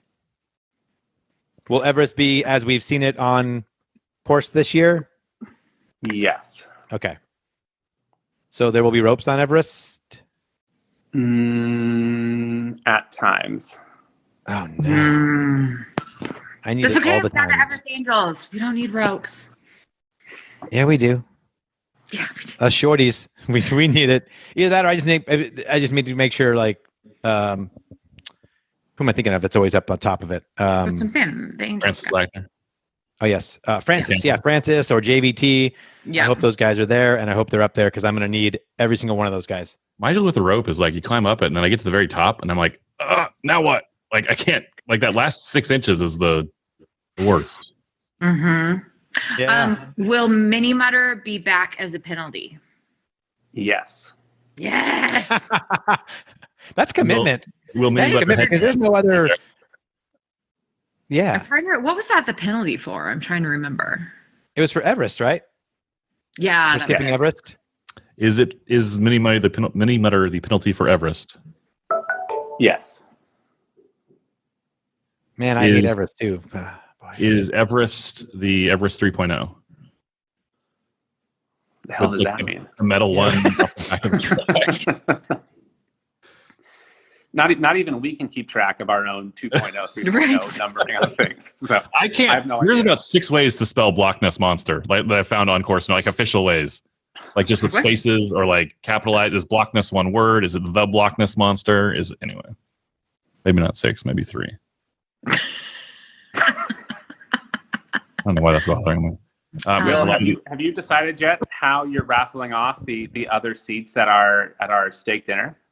So, Carlo, 2 years ago, Kyle, I don't know. Did Yeah. I win an auction or was it a contest? I don't even remember. It was an auction. It was the Champions for Charity thing. It was the year we didn't give out prize money, so the community raised Oh, that's right. money to allow the winners to donate to like a charity Oh, yeah. on their behalf. Oh, So that's great. I Yeah. bought dinner with Kyle McLaughlin 2 years ago, and we have never had that dinner. And so that's the true story. So it's been accumulating interest, and my +1 turned into a +4, and I don't know, it might have been a +4 the whole time. But so we're gonna have dinner on Thursday. I'm probably gonna bring my team with me. Oh. If they don't want to come, I guess I could auction it off to maybe some Did you people say teen or team? team. I have a teenager. Okay. I have a 14-year-old son. Probably what you're thinking of. Well, hold on. Your team, because I can think of a member of, I think, your team who hasn't heard anything about this. So I'm just wondering what team I'm on. You're on. Oh my gosh, Carl, you're very important to me. You know that. Really? Is he always this needy? Carlo? Oh yeah, Yes. super needy. Very good. I'm not 49 and single for nothing, guys. Let's go. He's a Well, Carlos, I mean, your VIP parking has been prearranged. Thank you, Matt Kyle. will be there to help Kyle, you with your fit gear. Kyle, we were so upset you weren't in Seattle because we were just gonna drive my car and park it like right next to Everest and just leave it right there. We're just gonna roll on in. Kyle said it was okay. Just talk to Kyle. He said it's fine. Yep. We've reassigned your pit space, Carlo, somewhere back in row 17 and 18. So That was what I was gonna say. It's like it's a quarter-mile walk in from the parking lot. Unless you're Carlo, then it's a mile and a half. They're like, oh, the guy with the badge. Yeah, go that way. Keep going. We'll tell you when to stop. We'll fake it to you. Yeah. no, we just put your pit space in the parking lot. So the walk from parking for you is very close, Carlo. Big sign reserved for Carlo. Thanks, guys. Anne says you're single because it's a supply chain issue. Well, with friends like Anne, come on, everybody. Oh. Kyle, Daniel Kramer wants to know if you will do a loop with us.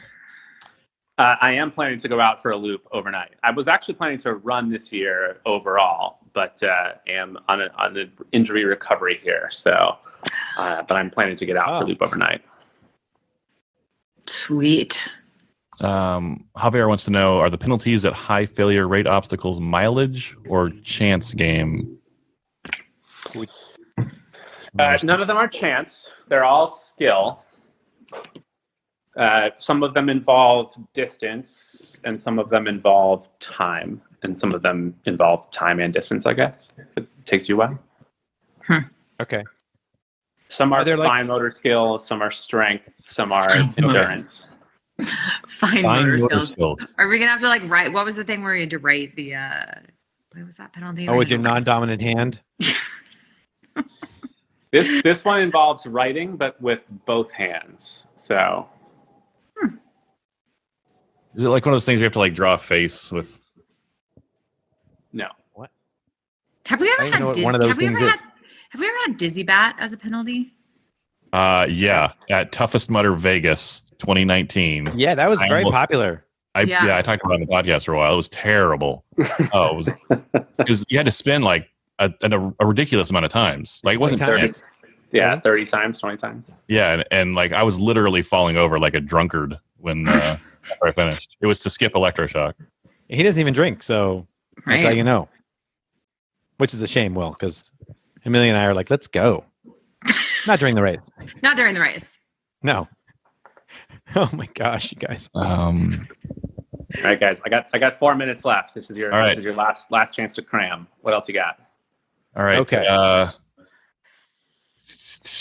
Will there be any obstacles with bells to ring? Yes. Ooh, bells to Okay. ring. Okay. Unless you're me.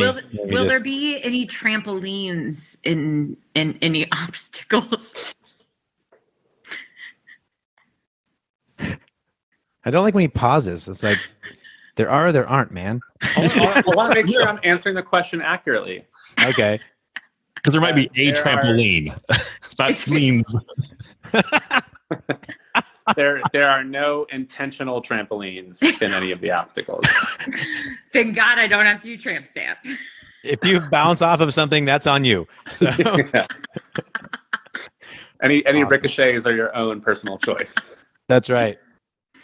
Oh, Will there be a mile-long stretch without obstacles? oh, that's a good question. No, not after everything's open. There will be mile-long stretches before everything opens up. Got it. Are we jumping off anything higher than 34 feet? No. I think we established 10 feet, right? Like nothing higher than 10. Javier, there's nothing higher. There's no drops greater than 10 feet. So for those of you afraid of Eric, heights, the river will not be involved. Eric's asking if the river will be involved. No, Colorado River. The river will not be involved. Unfortunately, the environmental police have banned any interaction with the river. Wait, hold up. Can we revisit the 10 feet thing? Did we say, Kyle, did you tell us there's nothing? I answered this question at the beginning of the episode. I feel like he did, and now I'm confused. Logan, you're messing me up here. Go back to the tape. There was a drop. There was a drop. It wasn't necessarily a jump, remember? There is a drop greater than 10 feet. Correct. But no jumps. It could be like a slide or something. We're going to call this ask and answer, as I believe Amelia would say. Fair enough. For toddlers. All right. Are there drugs in the river? All right. I think that's our sign that we've exhausted our questions. All right, Kyle. Any last words anything you want to share with the community before anything they should know, or you want to tell them about before they show up? I mean, we covered way more than I intended to today. So. Thank you. So excited.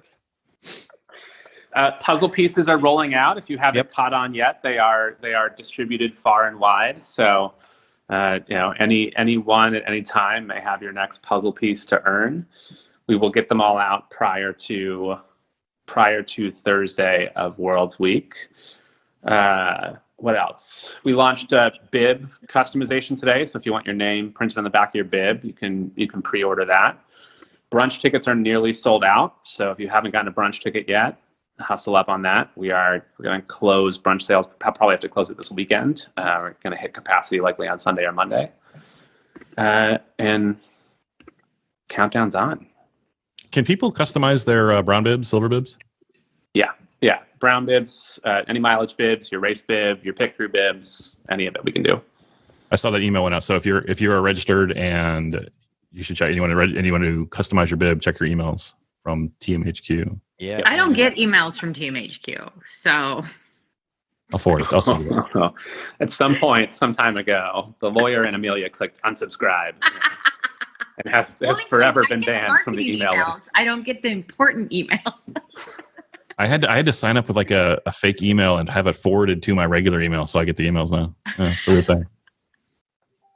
All right, Kyle McLaughlin, thank you for your time. Thanks so much, Cal. Appreciate it. Appreciate it. We'll see you in 2 weeks. See everyone soon. Bye. Wow, guys. Holy smokes. Bye, Amelia. Oh, thanks for coming. Oh, I didn't realize. Oh, Amelia, was I supposed to leave? Sorry, buddy. I didn't. No worries. Okay, so I have to cut off in 2 minutes, but no, it's fine. What do you think about everything we just heard? What was your biggest takeaway? Man, first off, we got way more information than I was expecting. Dude, I'm telling you, you gotta rewatch this, and you better put something out fast because there's lots of information in this thing. Okay, so here's some notes I took. No Colorado River at all. There will be a dance party. It sounds like but it's not going to be halfway through. It sounds like it'll be at maybe the very end. It sounds going to be underneath Mutterhorn. It sounds like right.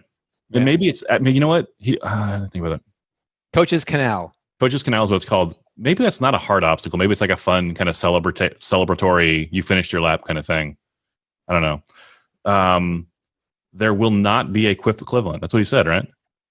Correct. That's what he said. There will not be rubber ducks on the course for contenders. Right. Terry Chencho. Yes, this is being recorded. And you're going to release this as a podcast on World's Toughest Podcast. Is that correct? Yeah, it'll be up. Okay. I have a non-Tough Mudder meeting I have to get to pretty quick, but it'll be up as soon as I can after that. Cool.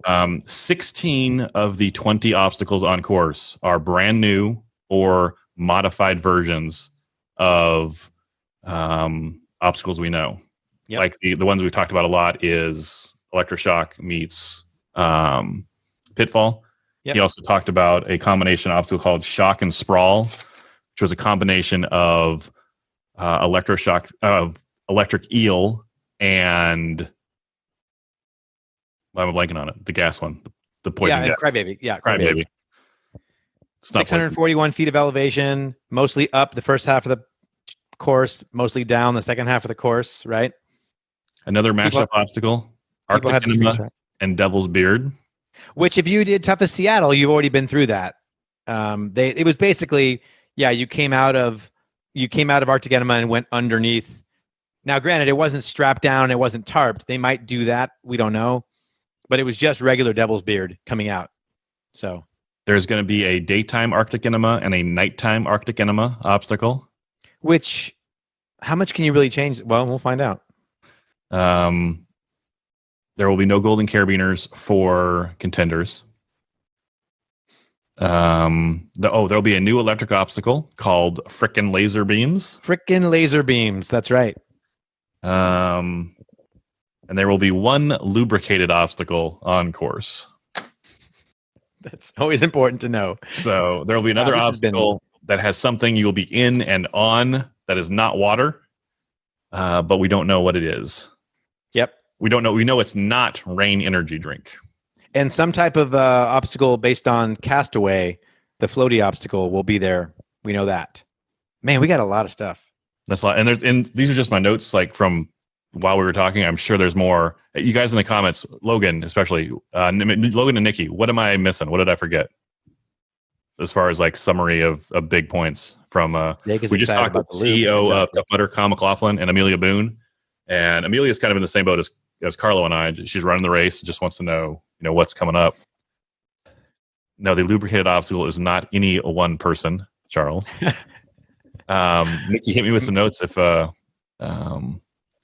missed any big points before we jump off here. There will be a new that's great, Logan, thank you. A new version of Funky Monkey.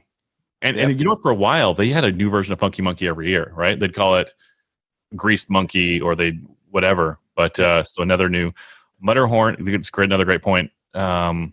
Mudderhorn is two obstacles. There's an obstacle when you first come up to Mudderhorn. At the end of the lap, you're going to go up and over Mudderhorn, and that is some kind of mashup also. Mudderhorn and something else. Then you run a little bit more, and then you come under Mudderhorn. This is your last obstacle before you get to the pit area. It's called Coach's Canal. Yep. And it's it counts as two obstacles. It's not one obstacle. So if you want to skip one, then man, one of them. Hoppy Ball is a penalty for. Did he tell us which obstacle? He didn't say what it was for. It's a third of a mile. Is that what he said? Someone just wrote it. It's third of a mile. A third mile loop. Man, Logan either has amazing memory or he was taking notes because is Logan on Nikki, everything. Can you guys email me your notes, guys? Will at theocrreport.com. Logan and Nikki. Will at theocrreport.com, and I will give you guys credit. There is some kind of fine motor skill obstacle that involves riding with both hands. I'm sorry, penalty, right? Yep. That involves penalty. riding with both hands. There will be at least one obstacle with a bell to ring.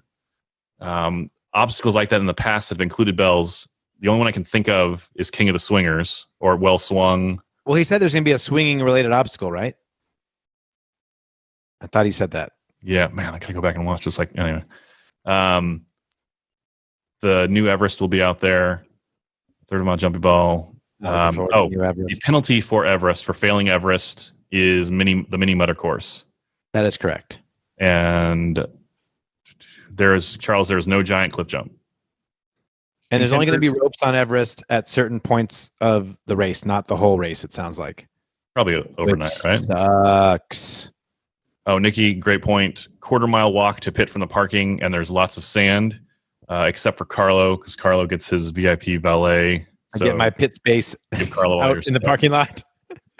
Kyle. There are no obstacles with an element of chance. In the past, there's been some where you roll a dice, and depending on what that number is what wall you go over. Let me know that. Yep. Castaways is deeper than in the past. Oh, elevation for the course. 680 feet. I think that's what. Yeah, 600 per lap. Posted it. 681 or something. 5 miles. Just for reference, Vegas was 800-ish. Yeah, 641 is what that screenshot people took was, which I'm sure is probably already posted in the community. I haven't even looked yet, but no food penalties, so there's nothing to eat or drink. There's no mid-lap pit. 641, 651, something in there. 10 feet, You're not even going to notice either way. Nope. Mike, we'll have the podcast up as soon as we can. You should be able to watch his video on replay in the community as soon as we're done. I feel bad pulling skinny folks off the top of Everest. What was Atlanta? The elevation in Atlanta. I do not know that. That's a great question, Jason. Yeah, Logan, that'd be great if you could do that. Nikki mentions another thing he said, like in the past, once you finish 25 miles every lap, after the 25 and past, you'll get a wristband, and you can use that wristband to skip one obstacle. This will be contenders or non-contenders. I look forward to that. And brunch tickets close this weekend. So if you want to go to the brunch, if this is your first time, or even if it's not your first time, you should definitely go to the brunch. It is a celebration of the race. It's a celebration of the winners, and just a celebration of the community. It's a great, great time. Oh, it is. I love the brunch every year. Go ahead. I realized what I should have asked him was, so it sounds like Electric Avenue is being used to bypass an obstacle or multiple obstacles. We don't know for sure. So my question would have been, can my wristband get me to bypass Electric Avenue? I bet you if you collect 3 of them, there's 3 electric obstacles. But no. Yeah, probably. But there's 3 electric obstacles. There's only 2 obstacles. Electric Avenue only bypasses 2 obstacles. So you might as well just use 2 wristbands if you're going to do that. But that's a lot of wristbands to skip up. I also want to skip Mutterhorn. Melissa mentioned, we didn't talk about it with Kyle, but the Friday night dinner, another great community event. Tough Mudder and the World Subs Mudder community leadership team, Melissa Dugan, Chris Betcher, Ann Clifford, Keith Allen, they hold a joint dinner where talk about the race, they'll show the course map. They're going to release the full rule book on Friday before the race. So if you've been before, you probably know about these things. But if it's your first time, any event you can make it to with the community will give you a head start on knowledge. And so Friday night dinner is a big one. Monday after the race is awesome, like the brunch. And then Monday night, Melissa, tell me if I'm wrong, there'll be a bar crawl on Monday night.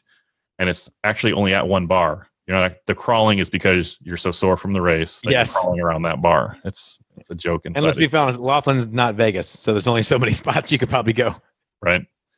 So if it's as far as like community events, those are the 3 big ones: the Friday night dinner, the Monday brunch, and the bar crawl. And I think they're all fun. They're all super great. But definitely, if you can make it to that brunch, that's an exciting time. Just celebrate the race and everyone's accomplishment. Everyone wears their 50-mile bibs or 75-mile bibs.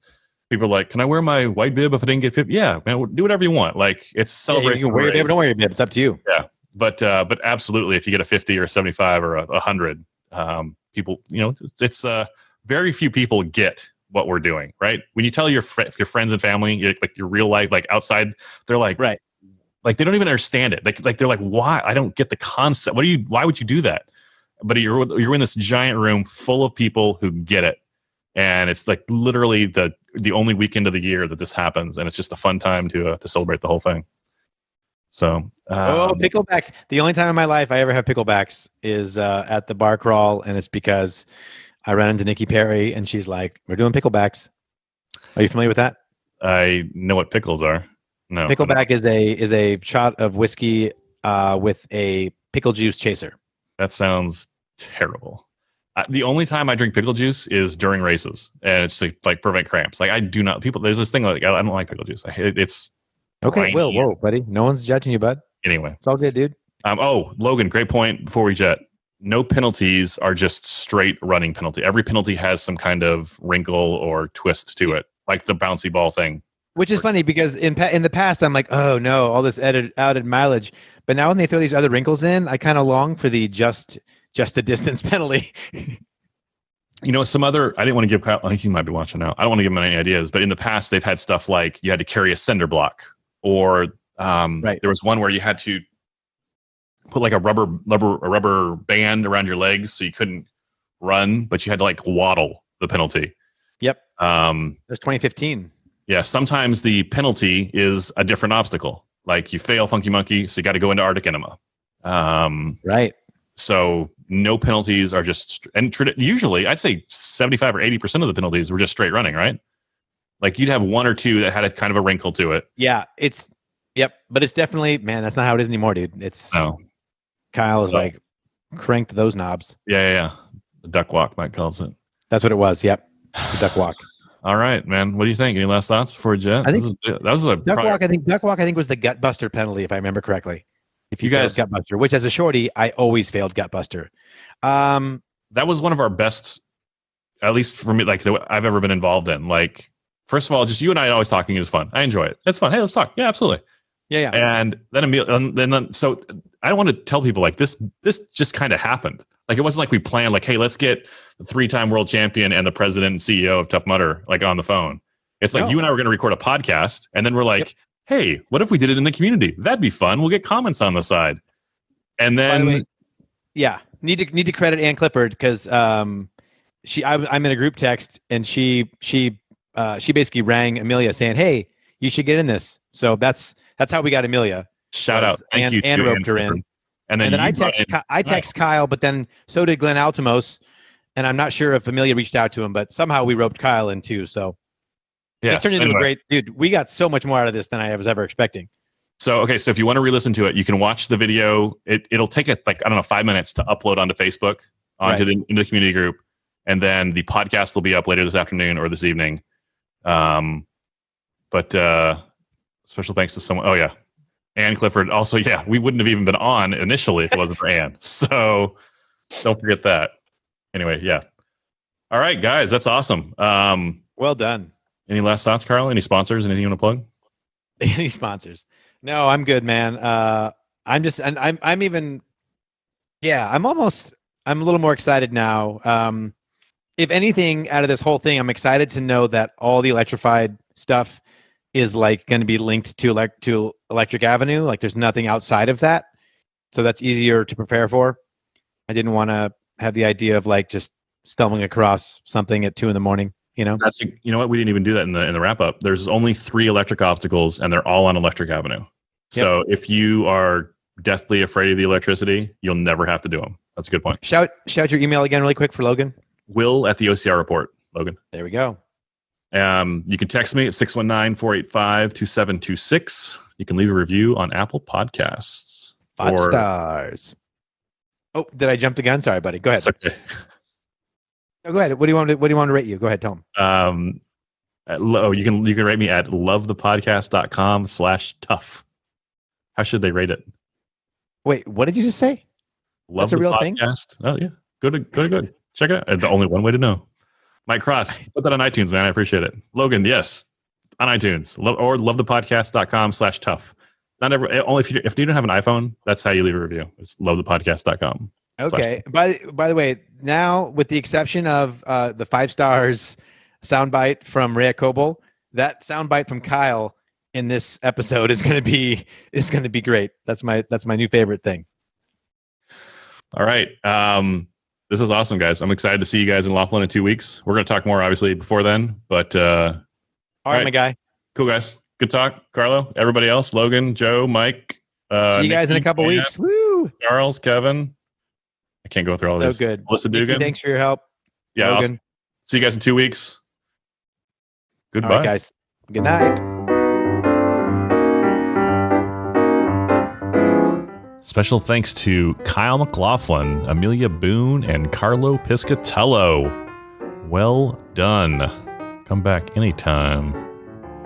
How fun was that? Huh? So if you want just the bullet points, jump on Instagram at the OCR report for a summary of not all of them, but as many as I could get at once. Leave us a review on Apple Podcasts. Shoot me a text, 619-485-2726. I will see you soon, 2 weeks.